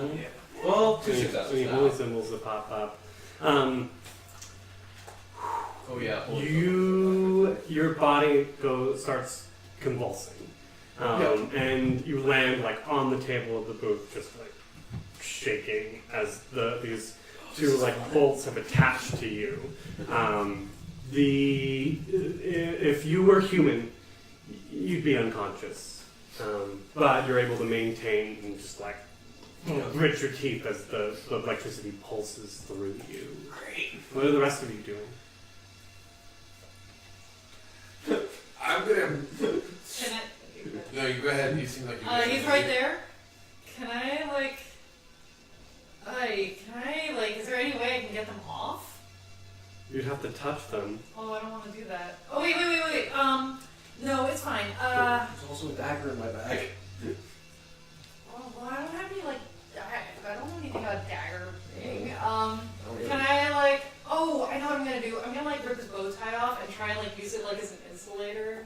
Oh. Or, oh no, you've got a pocket square. Great. Yeah. I take the pocket square out. Yeah. And you're convulsing. But yeah, pocket square. I'm gonna try and use it like an oven mitt to, Manipulate? No, that's social. Those are pretty good pockets. Dexterity uh-huh. and medicine. To definitely thought you said menacing. Okay. Yeah. You know Alright. what? I'm not reacting. I'm letting this happen, and I'm still like this. Just watching. What? That's exactly what I'm doing as well. Like, I did what I wanted. Dexterity I'm the only person who's like, oh, and yeah, menacing. listen. Menacing. Yes. Don't say I never did anything for humanity, you know? Not human. Alright, I'm just. Yeah, whatever. Let's see what I can do here. 6 and higher? Yes. Okay, 1 success. You go to like grab the first one, and immediately like your hand shocks back. Ouchies! The pocket square dropping on top of him. Oh, as he's- sorry. And Herschel just staring up at you. I stare at Sadie, and I look and I say, Ikram, do you think something bad has happened now? Jack, Rusty, Sadie, can we just have a conversation?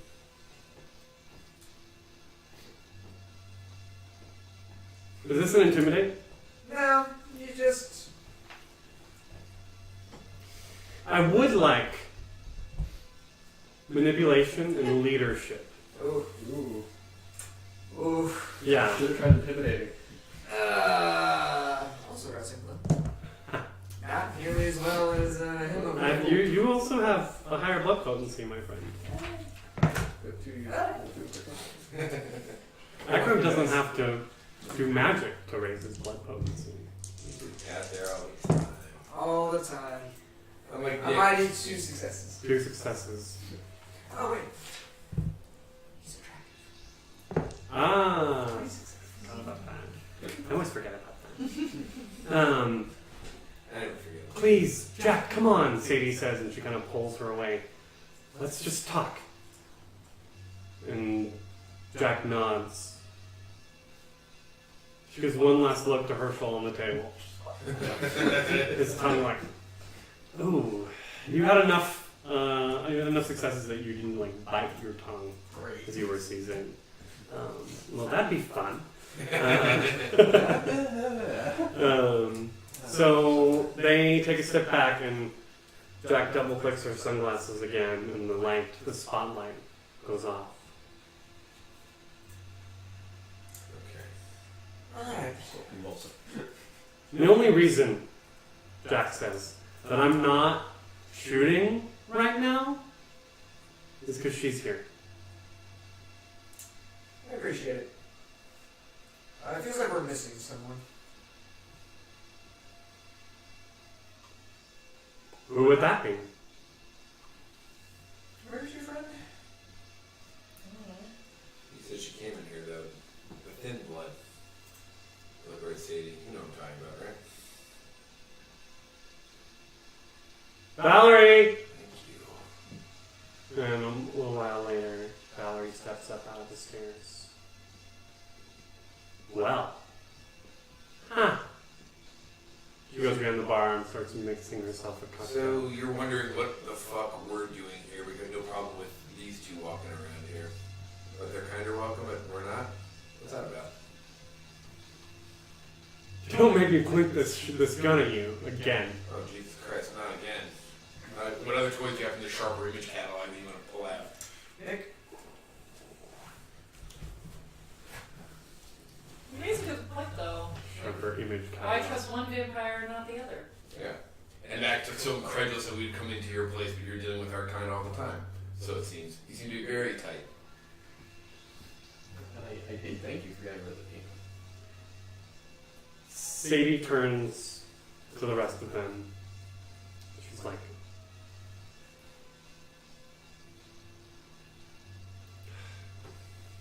he's the one. He's the one. He killed me. I did.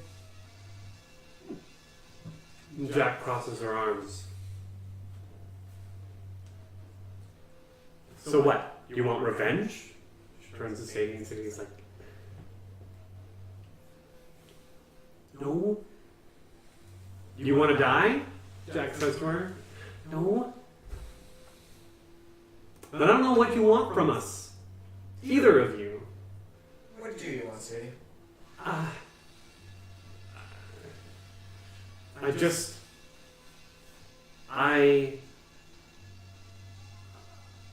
don't know. Rusty laughs. And at that point, he goes to the bar and sits down. Sadie, you wanted to uncover the secrets of vampires. You wanted to create vampires yourself. You wanted to get in on the inside. You wanted to go behind the veil, and now you're here. All your questions have been answered, and then some. So why are you flocking back to the people who couldn't follow you where you were going in the first place? These people, they're like my family. I didn't see them in that lab. No. No, you didn't, Jack says. We chose not to be there anymore, Sadie. You were losing it. And as far as I can tell, you still lost it.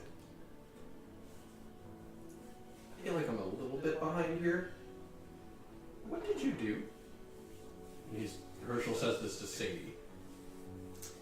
She was taking our kind, specifically our Malkavian friends, and doing experiments on them. And taking their blood and doing experiments on humans. Like me, Valerie says as she sips her whiskey. I'm just going to tell you something very quickly, Sadie. And I want you to listen. And Herschel takes out his pocket watch and just looks at it.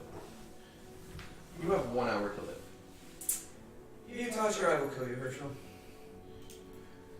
Alright, with your sire's permission, you have 1 hour to live. What the fuck did you say? Jack says. With her sire's permission, within 1 hour. Then what, how do you know you don't have the same amount of time? Oh, because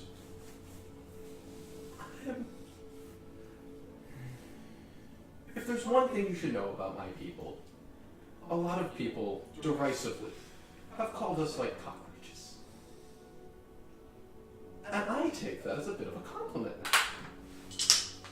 Because not only are vampires very hard to kill, but us Jews, we have a way of surviving. Well, okay then. Survive all you want. I don't care for it. That's fine. So, Herschel, Yes. I will ask your permission first, of course. I appreciate that. So, can we get back to the conversation about how it sounded like members of your clan were summoning demonic forces? Yeah, that doesn't really match anything I know. It's troubling. Very troubling. It's not something that, in short, I wouldn't approve of it, but that isn't for me to choose. For the record, Kindred, as a general principle, are against any kind of infernal mingling. My clan explicitly has had a very long history of hunting these beings down. Are you aware of anything else like this happening in the area? Oh, like demon things? Mm-hmm. I mean, there's the original First Church of Not Rays pizza demon, like, candle cloak people. Just the real Pizzagate again. Valerie's behind the bar.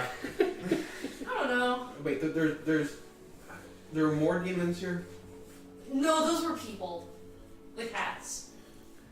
And candles. They didn't know what they were talking about.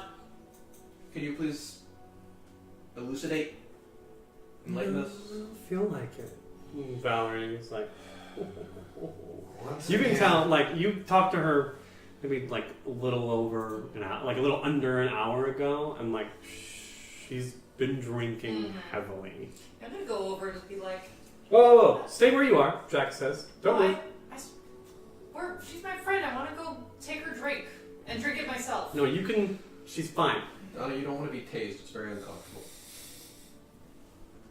listen, sounds like, once again, what you fundamentally want and what we might want might not be at odds with each other. We could be helping each other here. We can get past all our usual squabbling and tasing and blood magic and whatever nonsense we're doing and get to the bottom of it seems like you are against the thing that we're also against. So why don't we work together to make this place better for all of us? Perhaps. That sounds like a persuasion check. Yeah. That would be, wouldn't it? Okay, I've got charisma. I'm gonna try to rouse my own blood a little and get the charisma going. Got that charisma. I'm not hungry. It raises by 1 at this You level. get to add 1 die to the check. Okay, 3, and I've got Just for the check. I got 1 in persuasion, so here we go. I got 2 successes. I'm going to spend that. I'll stick with the 2. I'm saying reasonable words. I'm not being particularly good at it, but I think I'm saying that hopefully the truth of the matter will come through. 2 successes. Rusty speaks up. Uh-huh. Sadie, you trust these people? I trust Ekram. He turns to you. You trust these people? I trust Nick. Then we're back to Nick. So Nick, do you trust these people? You don't even trust each other. Oh no. What the hell? Well, it's complicated. Yeah.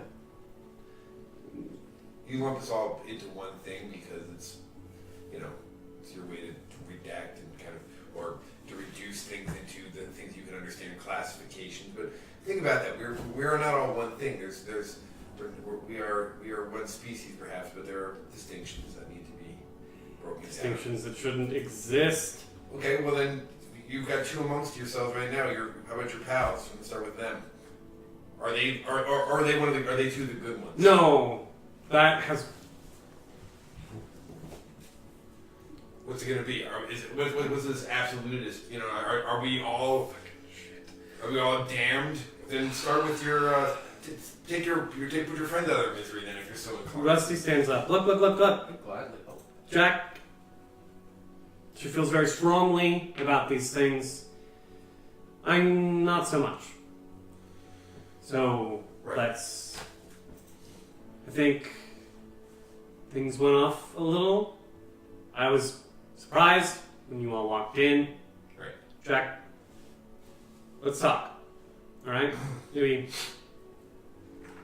Take your time. If you guys want to go and you can have this conversation away from our. No, it's fine. It's fine. Okay. Okay. All right.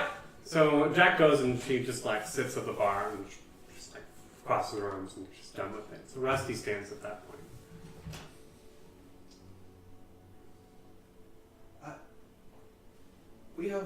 I believe that there's a favor we would need eventually.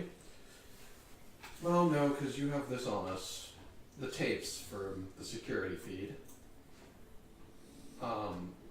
As I'm sure Nick would also add, what can we do to get you to erase those tapes?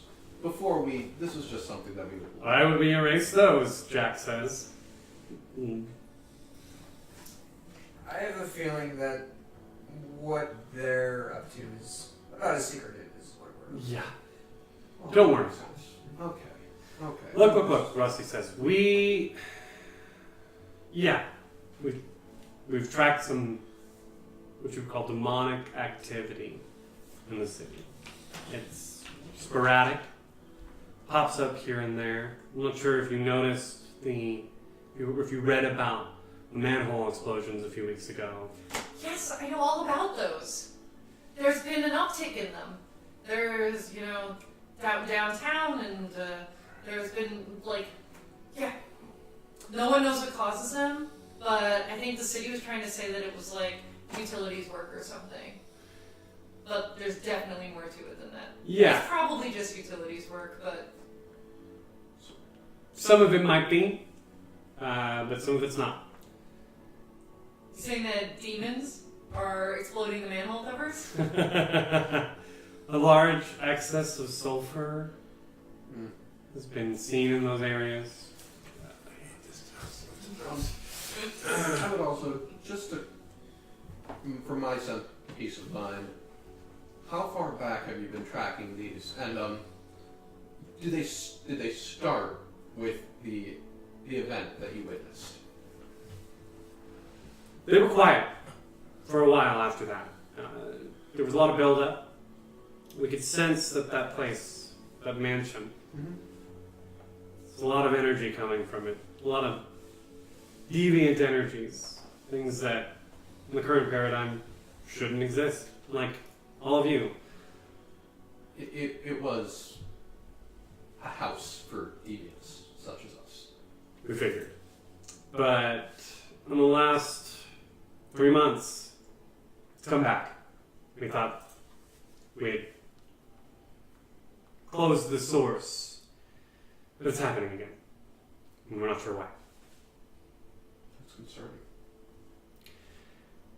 At that point, the rainbow Christmas lights strung behind the bar begin flashing and changing colors. Oh, I love this show. Both Jack and Rusty turn. They're like, speak of the devil. Rusty says, and Jack just like pinches her nose and So what new hell is this, new friends? Well, here's a chance for us to work together. Are you interested? I don't know what's happening, but sure. To replace the light bulbs? You can do that on your own. Nick, Yeah, remember when we were in Buffalo? yeah, Remember how you had that really weird feeling? yeah. Is my sense of the unseen getting a little weird? Yes. Okay. As soon as the lights started flashing. Is this a new scene? Almost. Okay. Almost. So I'm still tough? Yes. Okay. I'm also going to pull upon my feral weapons, if I may. Okay. Okay, this is where I can draw upon bestial weapons that I draw upon weapons of the beast, claws, teeth, so on. I have to make a check, wrath check. I am still not hungry, thankfully. Lights out on that. Roll 7, so I'm not going to increase my hunger, but I am going to have talons come from my hands, and my eyes glow red, which means for free, but it looks cool. And I look at the lights and I say, what are we doing here? Does it feel exactly the same? Does it feel exactly the same? No, it's weak. But like, something has changed in the air. Okay, something's coming. It's in the sewers. It's where we've been tracking it, obviously. That, he points to the lights, doesn't tell us where it is, just that it's down there and it's triggered our alarms. We could cover more ground if we split up. Okay. What? That sounds fine. No? Herschel's going to reach into his bag and pull out a baggie of I Heart New York magnets. Okay. And say, I vote for 3. Well, at least 2 teams. One team take the green one, and one team should take, and he looks at it and goes, does anyone like purple? I do, Valerie says. Here, and he hands her the purple one. Just hold on to it. I'll know where you are. Okay. You can.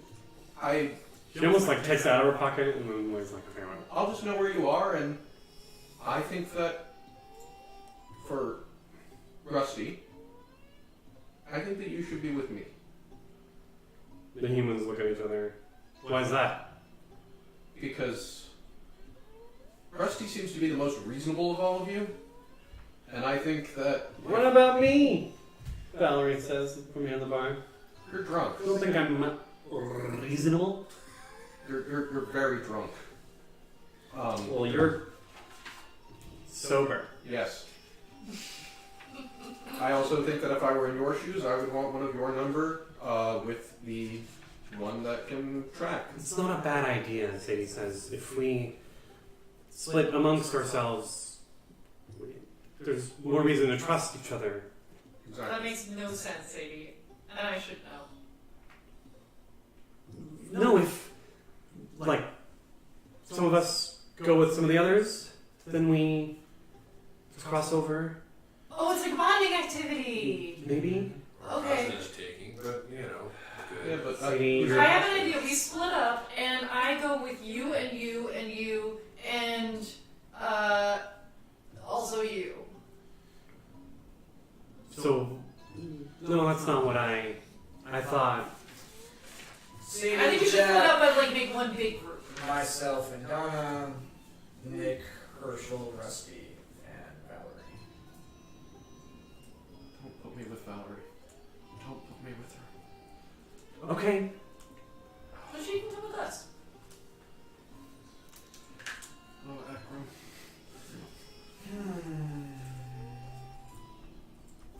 I prefer Sadie to not go with Herschel at this point. Well, they can both come with us. We should do 4 and 4. Akram, if you're concerned at all about me hurting your child, I give you my word that I will not lay a finger on her, as well as the fact that, and I know that this is not much comfort, it wouldn't matter whether or not she was with me if I wanted to hurt her. But I'm not going to hurt her. I've heard from experience that claiming that you're not going to hurt a child is a really weird thing to say, and people will think that, like, why are you bringing that up? But that's the point. I'm saying that I will respect your right to protect and treat your child as you wish. So, Is it weird that we're like having this conversation when she can like hear us? I think that's a little weird. yeah, we're all right here. So it looks like, Sire was this is Storyteller Krivu speaking. Okay. It looks like we're going to split into 2 parties. Akram, Donna, Jack, and Sadie. And then the second party is Rusty, Valerie, Nick, and Herschel. So are we okay with that? Should we switch out Sadie and Valerie? You don't want to. I think it's fine. Out of character, Jonah thinks it's fine. Herschel does not. Okay. As is the Okay. So I have 3 of these. Would you guys like to take one each, or I don't know what these do. I will know where you are, Okay. more or less. And you get the green one. Should we get one? Okay. what color is that? That one's blue. She has the pink one. Okay. So Jack and Rusty lead you all down the stairs. And there is a metal cellar hatch. And as they open up, you can open it up, like pull the padlock off. Actually, it's probably a pin code. You pull it up, and the scent of sewage rises up to meet your noses. Jack double clicks her sunglasses again, and the path lights up ahead. She and Rusty exchange a glance. You can tell they've worked together for quite some time. Go ahead and make an insight check, everyone. Wits and insight. In fact, who has the most insight before everyone does I it? have 3.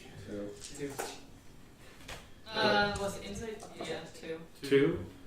Actually, only Nick.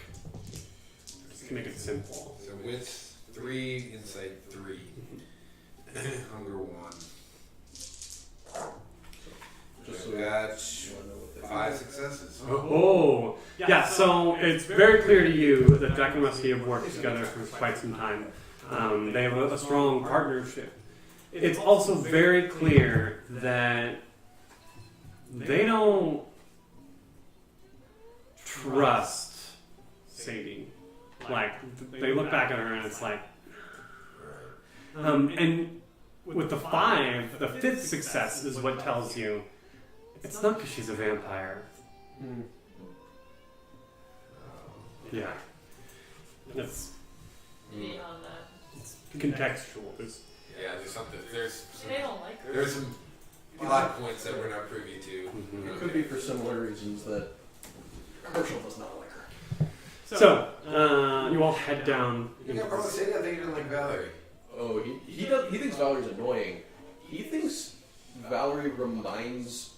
Sadie reminds Herschel a lot of some horrible people from his past. Oh, fair enough. One being the Sire. Say no more. Yes. So we go down. I have my gun as well, so I've got my claws and my gun and my toughness. And I'm going honest. I got all. Well, so okay, so we're moving to a new scene now. Okay. We'll say the claws stay out, Okay. but the toughness and the potency, If it's cool, I will re-roll it. go for it. Yeah, I would like to reestablish. Just let's boost that hunger. Oh, I just lost. The hunger just set. Perfect. I'm fine. I got a 10. And let me get that roll. Okay. 4. Taking the whole table.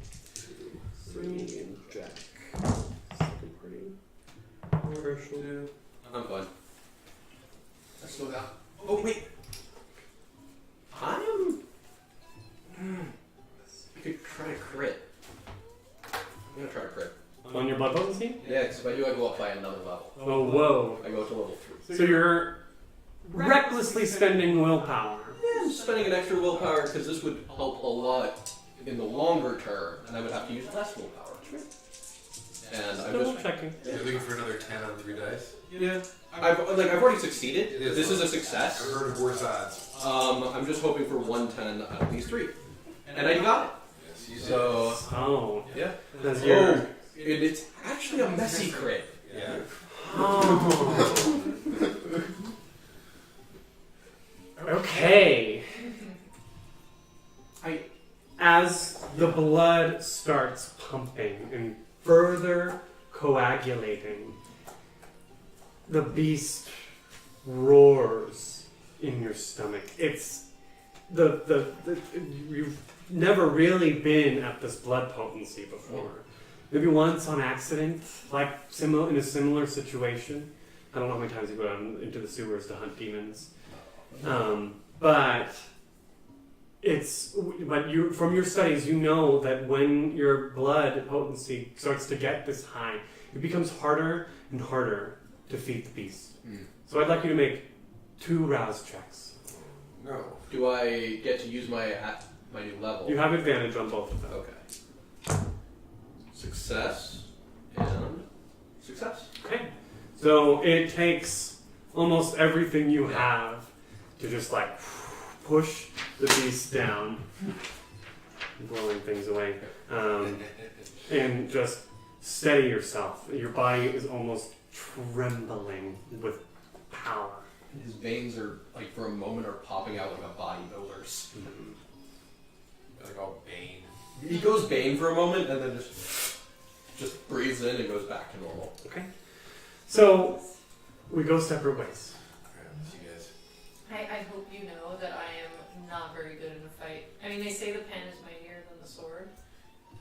And if you write that, like, if you write that really quickly, it looks like Tina's mightier, but I got nothing here, so you're gonna have to go first and last. Take the front and the rear. I have a feeling Jack can handle yourself as well. Oh, I don't care if he can handle himself. I'm talking about me. I don't care about. I mean, I care about you. Whatever, you know. My Yeah, we concern can is for hear my you. own physical. We're my still con- here. Yeah, okay. My concern is for my physical safety. Can you hide yourself by moving? That seems like enough. I know I'm while moving. No. What if I go like this? Can you Not still now. see me? I can. I might way out. Just run blood on it and it just absorbs into the metal. Oh. Oh my god, he's so cool. Gee. Is that going to help me hide while moving? No. You were just showing off. It'll help stop whatever wants to hurt you from hurting you. Oh, well, in that case, could you want to do it more? Does doing it more make it more stoppy? That's not. The other group, Okay. you're making your way through the sewers.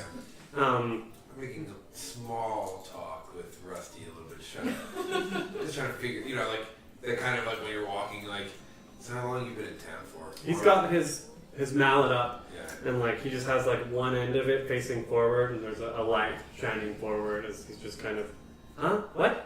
How long you been in town? Longer than me, I imagine. Almost a year now. Like going to a bar? Yeah, it's pretty good. Just like scanning. Yeah. And then like you see like he's like on the other end of the mallet, like there's like a digital readout. And he's just like looking at these little like lines that are scrolling across and up and down. It's hard, like if what he's looking at, it doesn't seem like it's in English. Yeah. And maybe it's not even using like Arabic numerals. But maybe it is. You're not sure what you're Right. looking at. And I go, what do you guys call yourselves, by the way? And then there's you can hear like rats kind of squeaking around, and there's like a loud squeak, and Oh, don't do that. you turn, and Valerie's got her knife through a rat. Valerie, She no. lifts it and just pulls the knife out. You don't know if that's Already. Oh. Yeah, think over where that fur's been. That's fine. Whatever. Or it could be Jaskin's. What? Jaskin. He's a friend. He's a friend.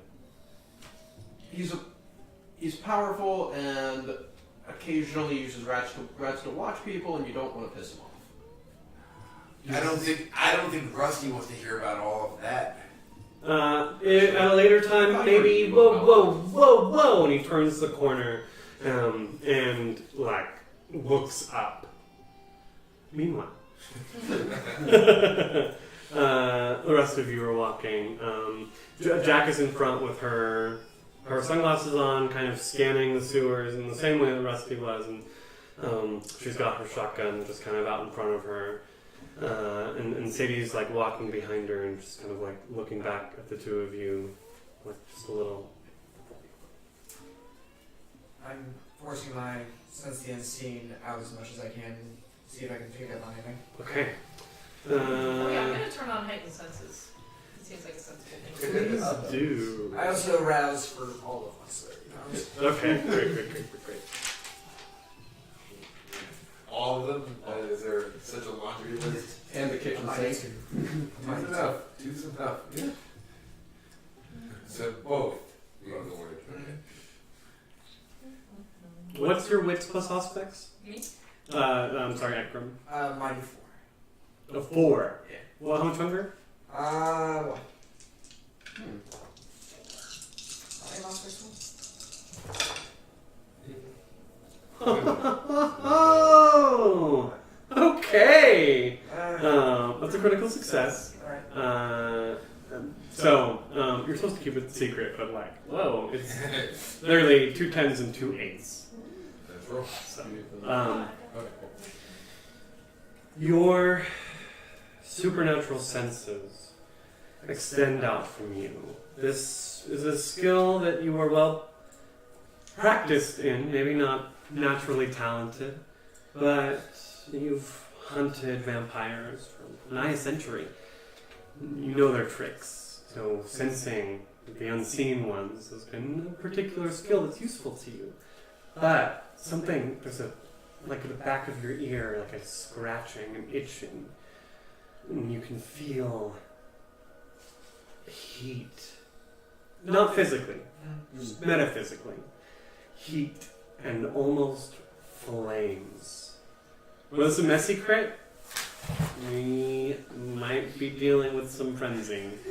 But for now, you think you can track it using the sense of heat. As much as it scares you instinctually, you think you can track it. I'll walk up to Jeff.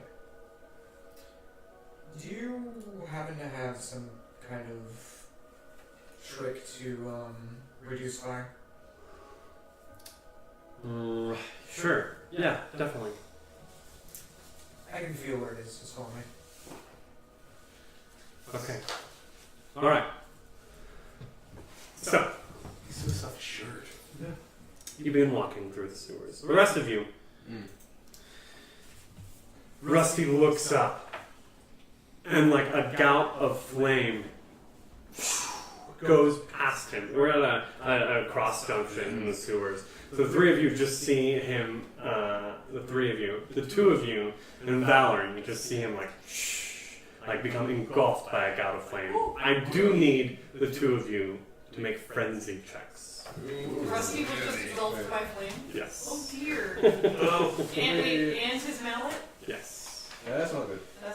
I want that mallet. It's a very cool thing. Let me look. It's going to be 1/3 of your humanity plus your willpower. 1/3 of your humanity rounded down plus your willpower. Your current willpower, exactly. Alright. What's your current willpower? Well, I got 2. I have 7 willpower. I got 9 6 dice willpower. total. So wait, 1/3 Does of hunger feed humanity. into this as well? Chris? Sorry? Hunger goes into this as well? Yeah. Dope it up. No. rouse and frenzy checks, Hunter does not play. Okay, so Okay. it's current willpower and 1/3 of humanity. Yes. Round down. Correct? Yeah, 1/3 of their humanity run it down, plus their willpower pool. Cool. I get to roll a mighty 4. I got 6 successes, Chris. Woohoo! I got a crit. 2 crits. I got, well, you get a crit if you roll. Oh, right. So I got, and a crit is worth 4, right? Yeah. So I have 5 successes. Hey, very nice. You steel yourselves, the beast in you screaming, run, run, flame, bad. But you're able to hold on to it. And as the flames disappear, Rusty's still standing there, holding the mallet, his face like blackened with soot. What do you do? Well, are you okay, Russ? No!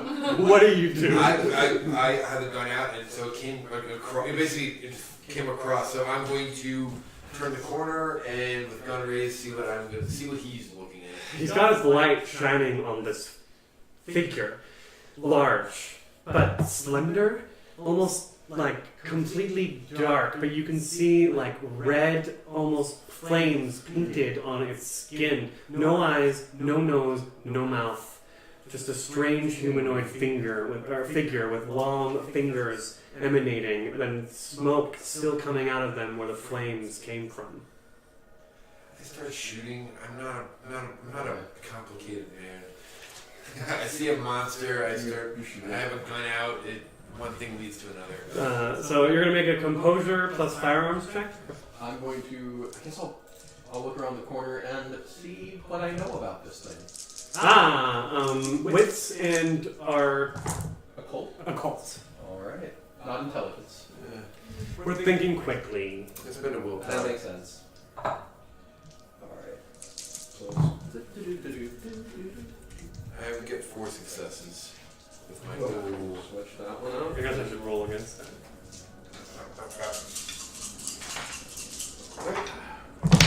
Ah, well, that's a 4. 3 successes. This is a demon. Oh, just that. Huh? Infernal studies are highly banned in the Camarilla, and amongst all vampires. Even the Sabbat, like they frown on infernalism. It's not okay. Vampires are above trucking with demons and devils. I understand that, Mhm. but knowing what I know about what happened to my chantry, I feel like Herschel would have been reading up on specifically fire demons. Now, in your vision of the chantry burning, this is not the demon you saw. Okay. What you saw before was almost like a large fire elemental. Okay. So he would have been more reading up on fire elementals, not demons. It read as that, but so I'm talking about the description. Right. This one seems to be a lesser demon, definitely not as strong as the one that burned down the chantry. But again, for a fact, demons don't just arrive; they're summoned, they're conjured, and this one was conjured for sure. Chris, I do 3+ damage if anything gets through. It does. Okay. I got 2 successes, so 3 plus. So I had 4 successes plus 3 more, so the difference would be 5. So you're gonna do 5 superficial damage. 5 superficial damage. I pop around, and then I'm basically trying to empty my clip and then duck back away, Okay. or fire a bunch until it notices me, then probably freak out and duck back. Yeah. Rusty takes his mallet and just like lifts it up. It starts glowing. Hey, Rusty. I always liked you. Fail. Nothing. And the demon just like and throws Rusty up against the wall. He falls to the ground. His light shining down the tunnel. Himself motionless. What are you two doing? I'm going to go be a stupid hero and charge him with my claws. Okay. Strength plus brawl. Yeah, opposed brawl rolls, or whatever he's doing. He's probably better at this than me. Let's go find out, shall we?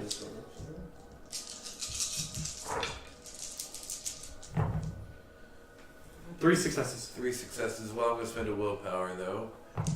and that's 4 successes. Okay. So I beat him by the 1, plus I get for the claws, give me aggravated damage against mortals. I believe it's plus. Do you know what the? I thought I read it. I think it's either 2 or 3. I'll tell you in a sec. Okay. Yeah, I think that Herschel's going to duck back around the corner and shout, "Demon, who is your master?" So polite. 2 plus to modifiers to brawl damage, and I cause aggravated health. You did 1 extra. Yeah. So. Great. 3. Great. So you like claw into this demon who's like trying to grapple with you, and as you do, you can feel the heat, almost like you pull away, and there's this line, and it's nothing but flames. That's really good. Inside. To be fair, this is aggravated damage to mortals, but superficial damage to immortals is not halved before taking it away, so it's better than regularly superficial. Great. Yes, who is your master? I'd like to offer a deal to you and your master. Manipulation and subterfuge. Alright. Why am I fighting a demon? But you're fighting the demon, I'm talking to it. I know, why am I fighting a demon? You're part of my deal. Great. Uh-oh. I'm going to call you off. Oh, thank you. That's my deal. 1 success.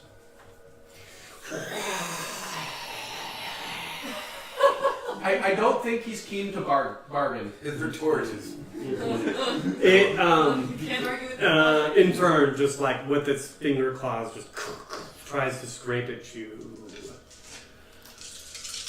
I'd like you to roll stamina and athletics, please. Okay.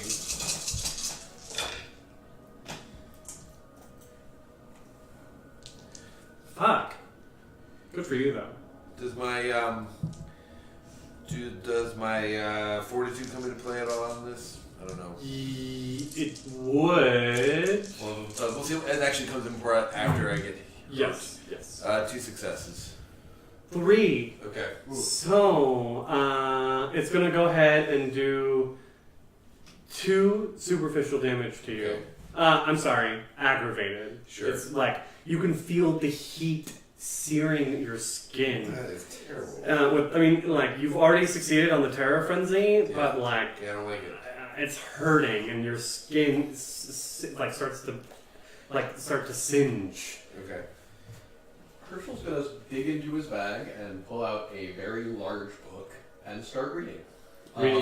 He's trying to, knowing that his knowledge of the occult might not help, he's now going to go to his knowledge of the Kabbalah. And he is trying to see if he knows anything about any forbidden demons that I'm sure that there are definitely phrases and passages used in exorcising evil spirits. He's trying to find some way to either know something about this or to beat it. And I have academics Torah scholar. There we go. Yes. Let's do. Oh, and because I have a specification, You add an extra die. I add an extra dice. Let's do wits and academics. All right. 1, 2, 3, 4.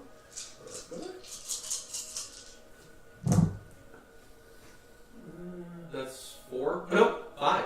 5 successes. Right.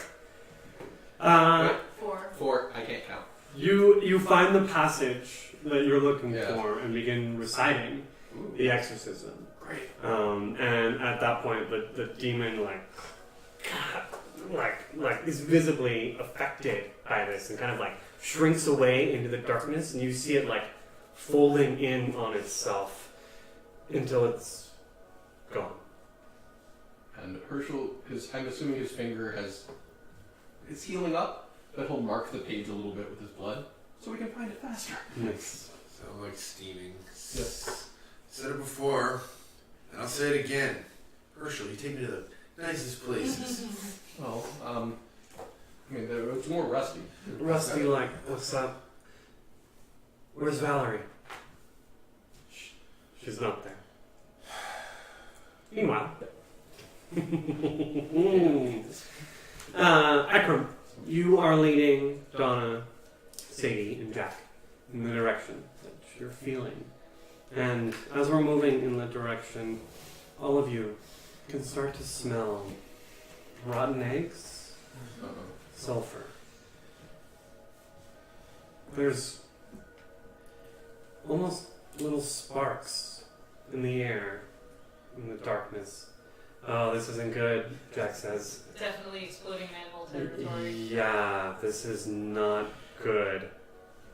I mean, we're looking for a demon though, so this is good. Because this is what we were looking for. Right? Yeah, but we don't want to get caught down here. Then why are we down here? Not when there's exploding manholes. But we gotta find this thing, quick, before something goes off. Are we close? We're almost there. Your heightened senses, your unseen senses, heightened senses, the other one, leads you to a door set into the middle of this subway, sewer tunnel. It's unassuming, but it's marked with an upside down cross, spray painted black.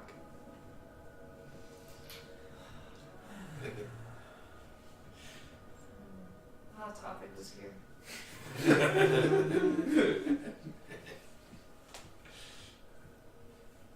This could be it.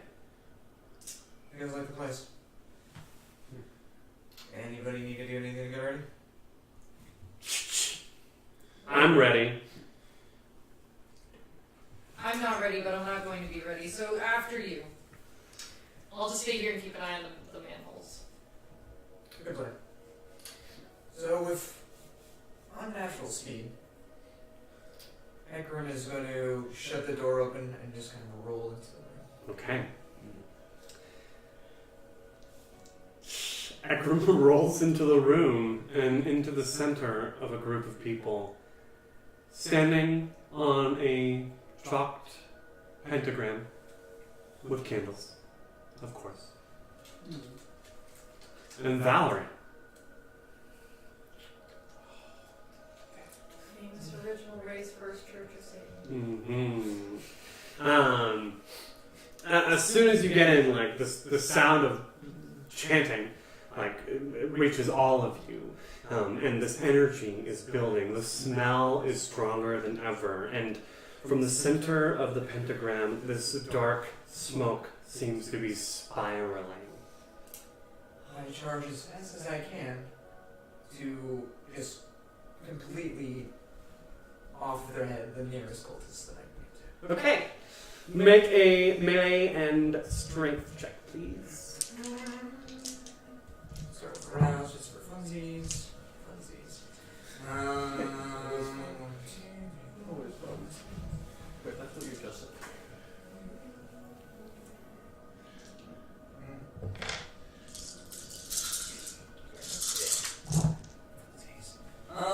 One, two, three, four, 5 successes. 5 successes.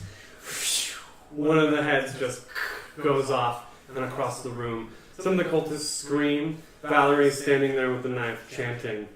Well, and like trying not to laugh at what's going on. Donna, what are you doing? Oh my goodness. Okay, so it sounds like things are getting bad in there.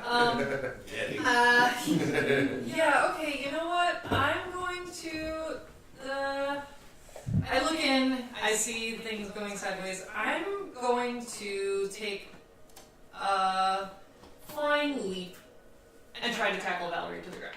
Ah, so you supernaturally strong jump Yes. across the room and onto her. Yes. I think I may need to rouse something, because that is not my strong suit, but It is a level 1 ability. she's ruining my dinner plans.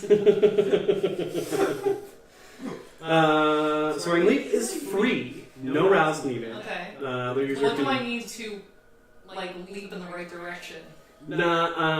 What you need to do is make a strength plus brawl check. Yeah, okay, so that's one die currently, so, we will be rolling something. Rouse the blood. Yes, indeed. Rouse the blood.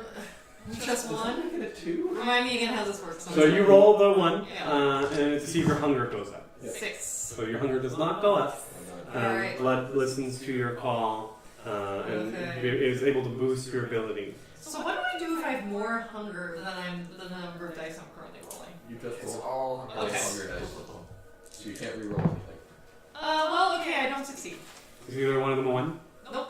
Okay, great. Yeah, so I leap, but it's not very effectual. No, you leap into the room over Ekram, who's decapitating someone, and to Valerie. But you're short, and she just looks at you and shakes her head.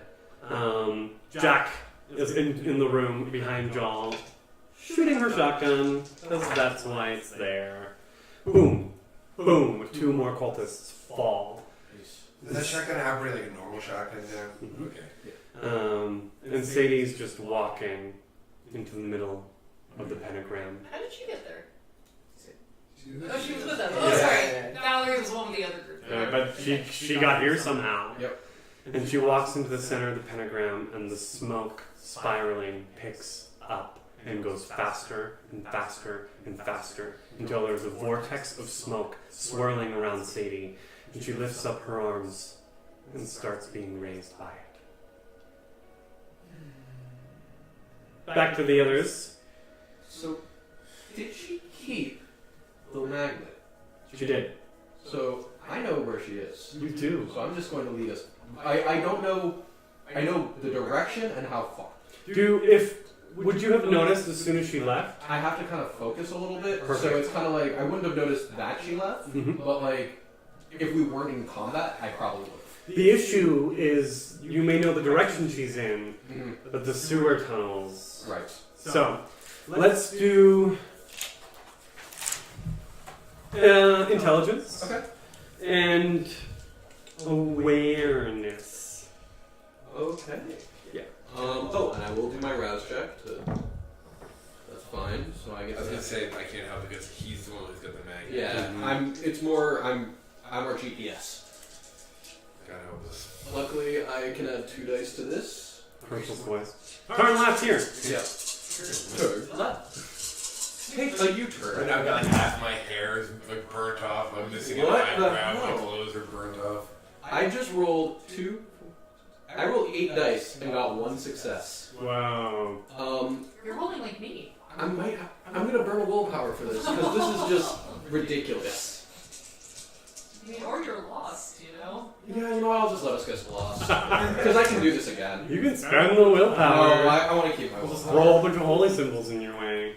There's a cross upside down. Yeah, look out. Doesn't That's matter an which unholy direction. symbol. I know, but what if he like gets full Any over? holy symbol. I mean, if it's holy to the Church of Satan, That's still true. counts. So,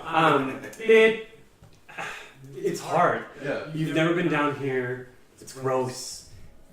It's never easy tracking someone with these things in the first place. So there's a couple moments where the 3 of you are walking, and Rusty's like, "God damn it, we've fucking been here before." You're right. I see through gritted, bared, fang Yeah. teeth, all burnt, he's beat up. You look fine. I'm fine. I just read a book. Back to the other room. Oh, Sadie's rising up, rising up. What are you two doing? I'm on the ground. I don't know. Can I think I'm just gonna try and thrash around and erase some of this pentagram. I don't know, just start trying to destroy things. Knocking some candles over. Exactly. I've done some research. Is my understanding that the paraphernalia is important. So I'm just wiggling, erasing their work. Ekram, what are you doing? I'm going to try to take out Valerie. Okay. So I'm going to need you to make, again, strength plus melee.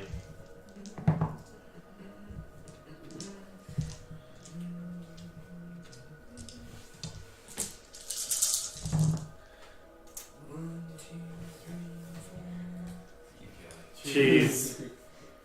Really? Can't I have anybody nice in my life? Can't I have friends? 4 successes. Right. Couldn't you like chop off her hands or something? We can still have dinner that way. Hold on. It's not over. I mean, whatever.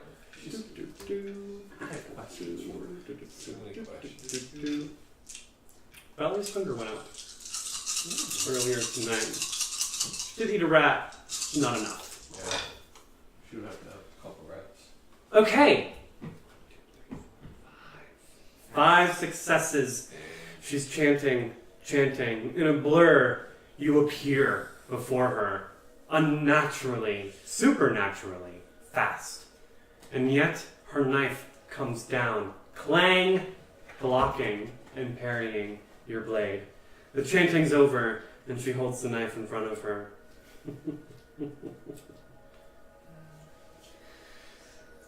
What's Sadie doing? Sadie's still rising up. You're breaking the pentagram. No effect. It's too late. Oh no. Whatever ritual is happening has been completed. Do we have any sense of like what is going on? Like Wits did we and hear anything occult, interesting? please. Also, can I eat a cultist? Yes, you Oh, can. man, I definitely want to do that. And you after won't this. get a stain for doing that. I will. You won't, Oh yeah, because they're because cultists are bad. And Joe, can you guys to the cultist buffet? wits and I'm trying. Although I Never play really a told cultist, Yes. thou shalt not kill. ooh, That's terrible.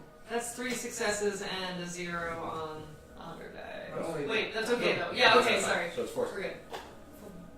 1, 2, 3. So no Ekram, but Donna, yes, this is very much along the lines of what that Satanist group you've been watching do, but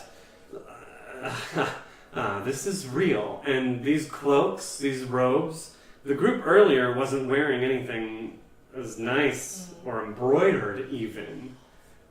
Like there's money in this cult. What? Is there anyone I recognize?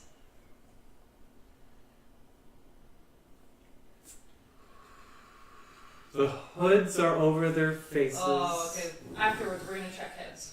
Yes.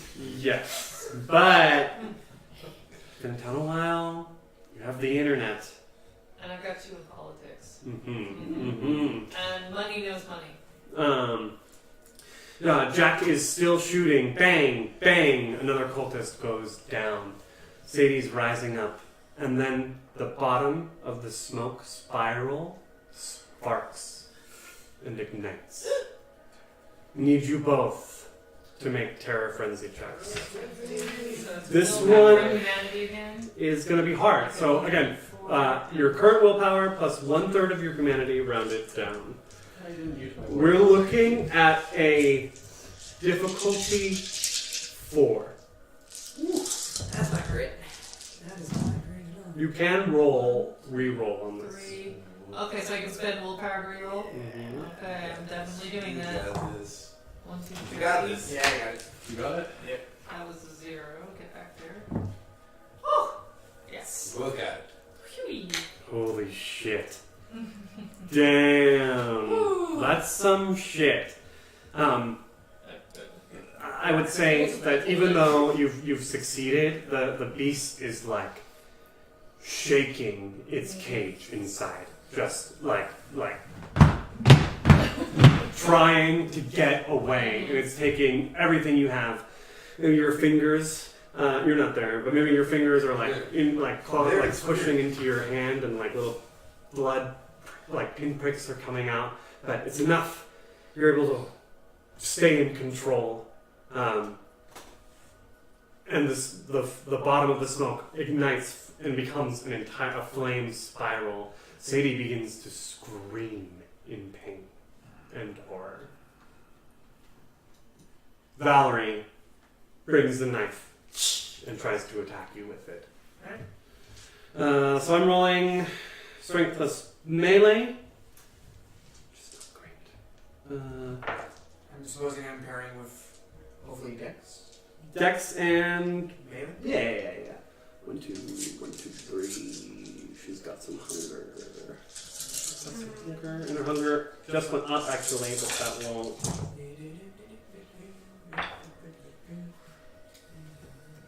3. 6. Fuck. Okay, you're able to turn it back around and roll for not roll for damage. We don't do that here.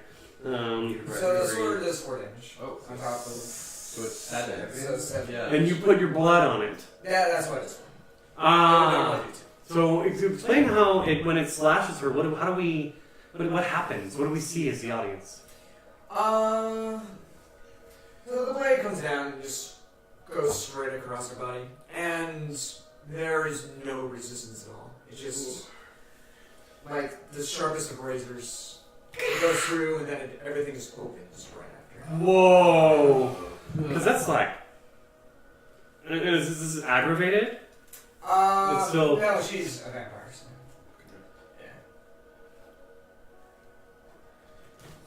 So. Yeah.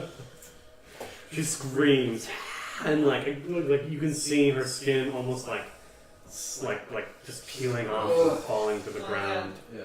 So, Donna. yeah, I see it happening, and I'm just gonna scream from the floor, like in terror, and be like, Valerie, end this! End it now! And I'd like to use compel. You don't have her gaze, Oh, that's true. but you can try and get it. Yeah, okay, so I'll scramble up and like grab her. Actually, I just want to check one thing real quick while we're doing that. Yeah, okay. Okay, so you're gonna roll resolve plus intimidation to catch her eyes, and I'm gonna roll wits and awareness. Yeah, so I'm gonna get up and I mean she's in pain, so it shouldn't be too hard to just like grab her by the face She's and also like force her to look at hunger. me. Wits. So I'm rolling resolve and what now? It was resolve and intimidation. Okay.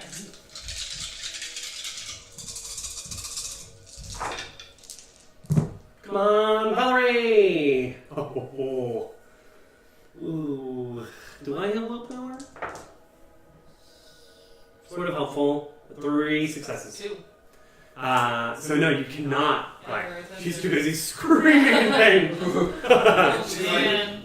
Valerie, right here. Yeah. Look at me, look at me. Is she still holding the knife though? She is. Alright. Maybe I can like grab it away from her or something. At that point, Something else might be happening. Jack appears in front, like her shotgun right on Valerie. At which point, a gout of flame comes down from where Sadie was and pushes Jack against the wall, defending Valerie. What are you doing? How high up say? Give him 10 feet. Supernatural vampire strength. How far can I throw Valerie? Probably fairly far. Alright. You potence? I do not. Oh. Yeah, we'll give it a shot. Okay. So I am going to feint, grab, spin, and just throw her as hard as I can. I'm definitely going to use my blood bonus on this. We're gonna feint, grab. And throw her to try to knock Sadie out of the air. And hopefully have her land. Well, I think we might split the pool on this. We're doing multiple things. So, highest. So when we're splitting the pool, we take 2 different skill checks essentially, and whichever one has the highest amount of dots, you use that many dice, and then you split that pool. So to feint, we're gonna do manipulation and subterfuge. To throw, it's gonna be strength plus athletics or brawl. You know what? I'll take a hit. And just throw. There we go.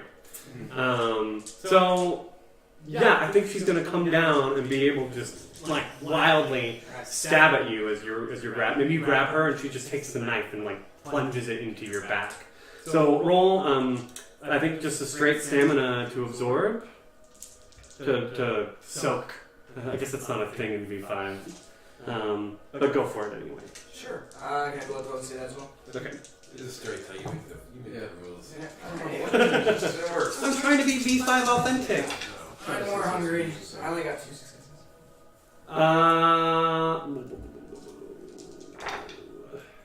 3. So it just does 1 superficial damage to you. I'm totally fine. No superficial damage. Really? Because you would take half of superficial damage. Way to go, Vampy! So let's try and throw her. See what happens. Those are nice clothes. Alright, so 1, 2. Strength and roll? Or athletics? Brawl. We're grappling. Wrestling. 1, 2, 3. Willpower. Okay, nothing. 3. 3 successes.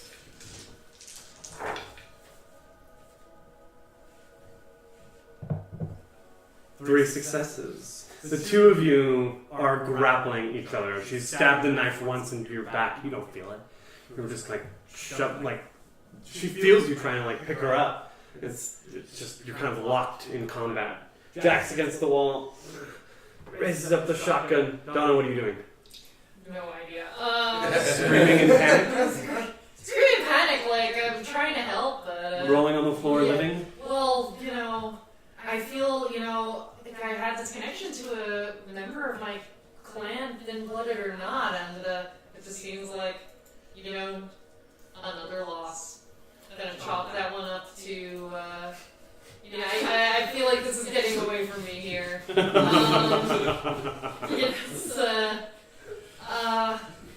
I'm gonna go eat a cultist if there's any still alive. There are quite a few. Most of them are running out. Okay, well I'm gonna chase one of them and be like, come back, you can't leave the church that easily. Sink my teeth into their neck. This might be. Might be a struggle. Why? Okay. We don't want to get bitten. Well, okay. Fair enough. Okay. Are we grappling? Yeah. Okay, so strength plus brawl, please. Okay. Well, luckily my strength is already buffed from that. Oh boy, I get to roll 2 whole dice. Remember the blood, those rousing to rouse blood. It's only for the one check. You got to do it each time. Okay. Cool. Yay. 1 success. One success. It's a human. You're able to grab them. You're like, ah, as you sink your fangs into his neck. Do you kill him? Yeah, I'm really hungry. Clear. How much hunger do you have? 3. Yeah. Clear your hunger. Okay. And his lifeless body slumps in your arms as you finish I drop. draining him. At this point, Jack lifts up her shotgun. It gets Valerie right in the back and giving you the chance to whirl and throw her into the flames. No need to roll. She's gone. There's a scream and then like a poof. The flame cyclone is still there when Rusty, Herschel, and Nick arrive out front. We're at the cultist buffet, as you asked. Oh, you see. Yeah. I'm like wiping them up. We made this for you. I hope you hate it. I do.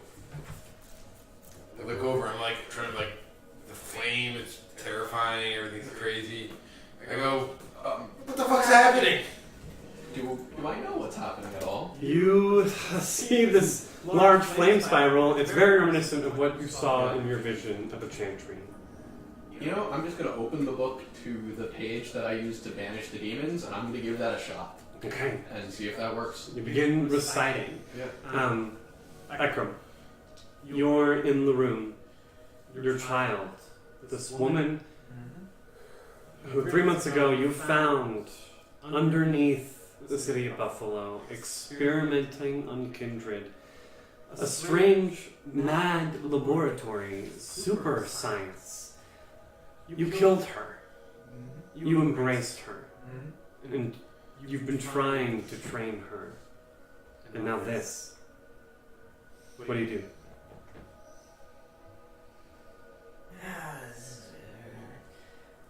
Hey, Jack, if you have that thing to extinguish flames, I would appreciate it right about now.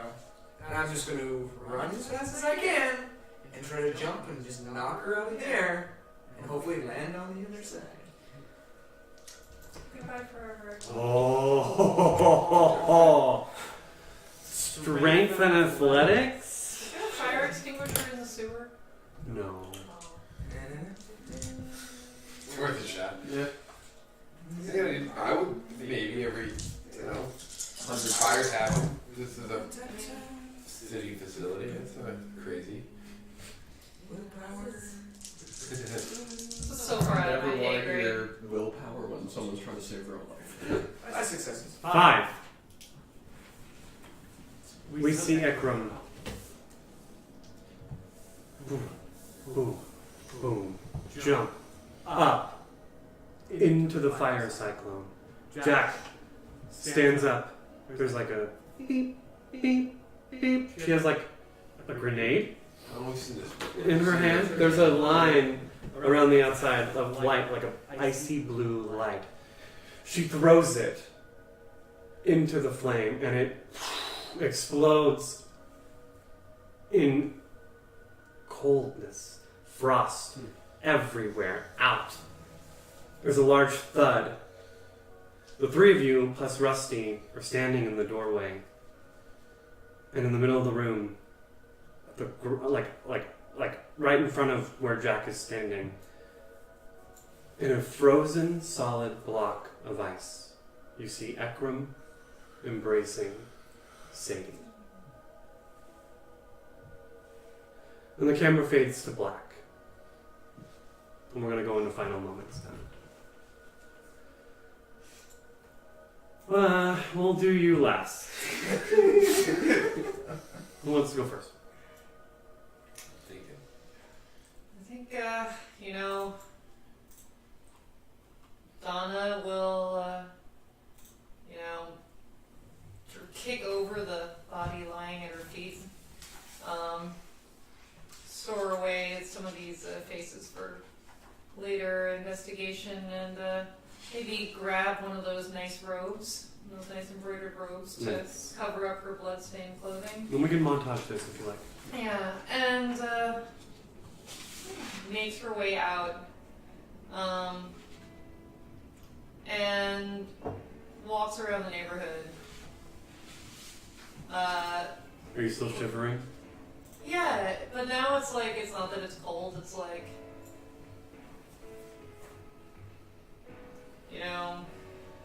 fuck the world, man. People come, people go, people die. The first original raised Church of Satan can't save you. Like, exploding manhole covers are actually fire demons. And, who's looking out for the pinnacle at Malkavians? No one. So, walk back to my house. That's it. That's it.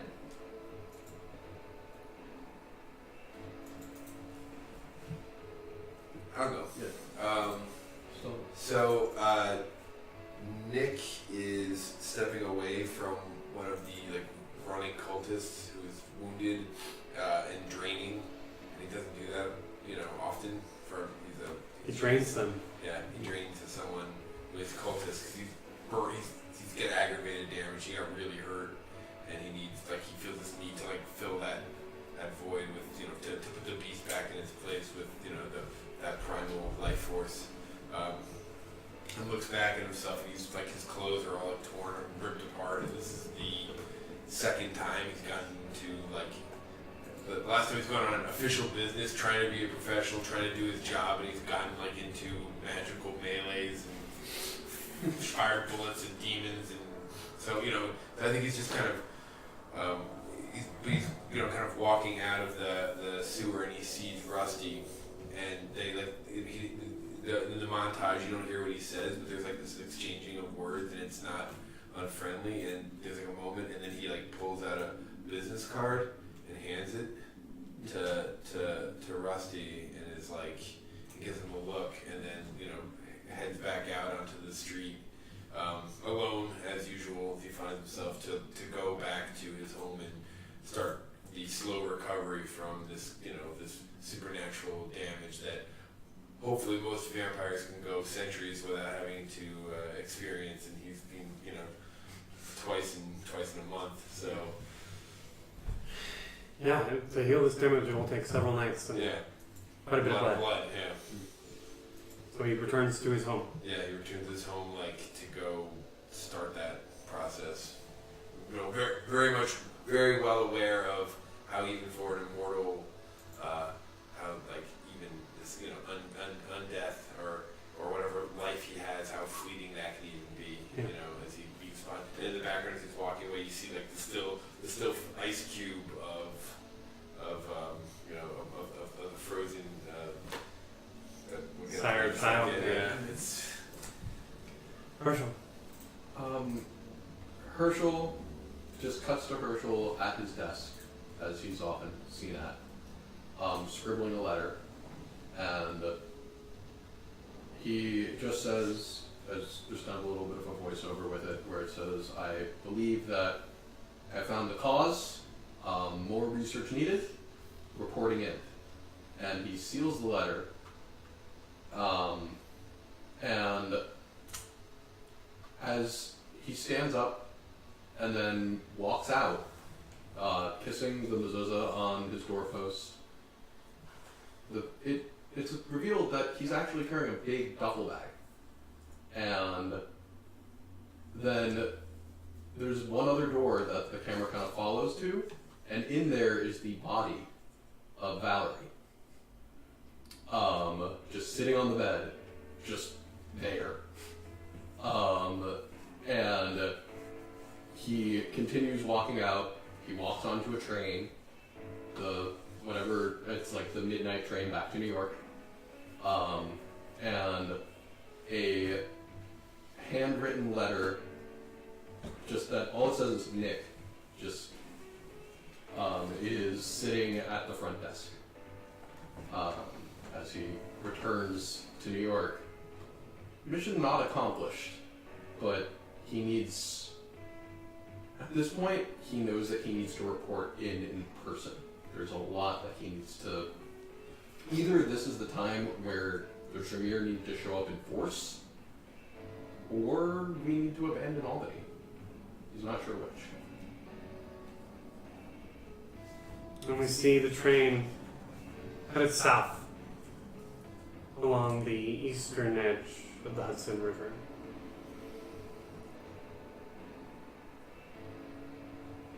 The camera cuts back to the Palais Royale. It zooms in through the shuttered entryway. We can still see Neil sitting on his bike outside. Like, I'm just like, what the fuck? We go through the empty bar, the rainbow-colored Christmas lights hanging behind it. Down the steel steps into the brick cellar. And through another door, one that we hadn't stepped through before.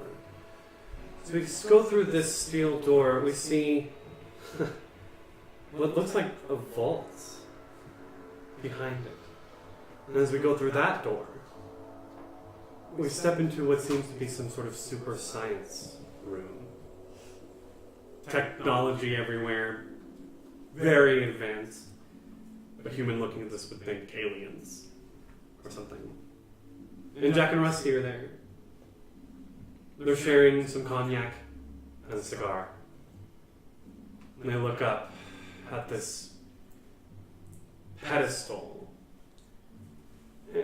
And hovering around the large ice block are two drones that are just scanning this thing. And the camera zooms in to Ekram and Sadie, his forehead on hers. And it zooms in, and we see Ekram's eye, his right eye, open. And that is where we're going to end. Episode 3. I'd like to thank you all for sticking with us through tonight's events. We will be taking an extended break in between this and the next episode. So I hope you will join us all again on March 15th. March 15th in 3 weeks, 8:30, 7:30 p.m. Central, as usual, for episode 4. Veronica. Thank you, and good night.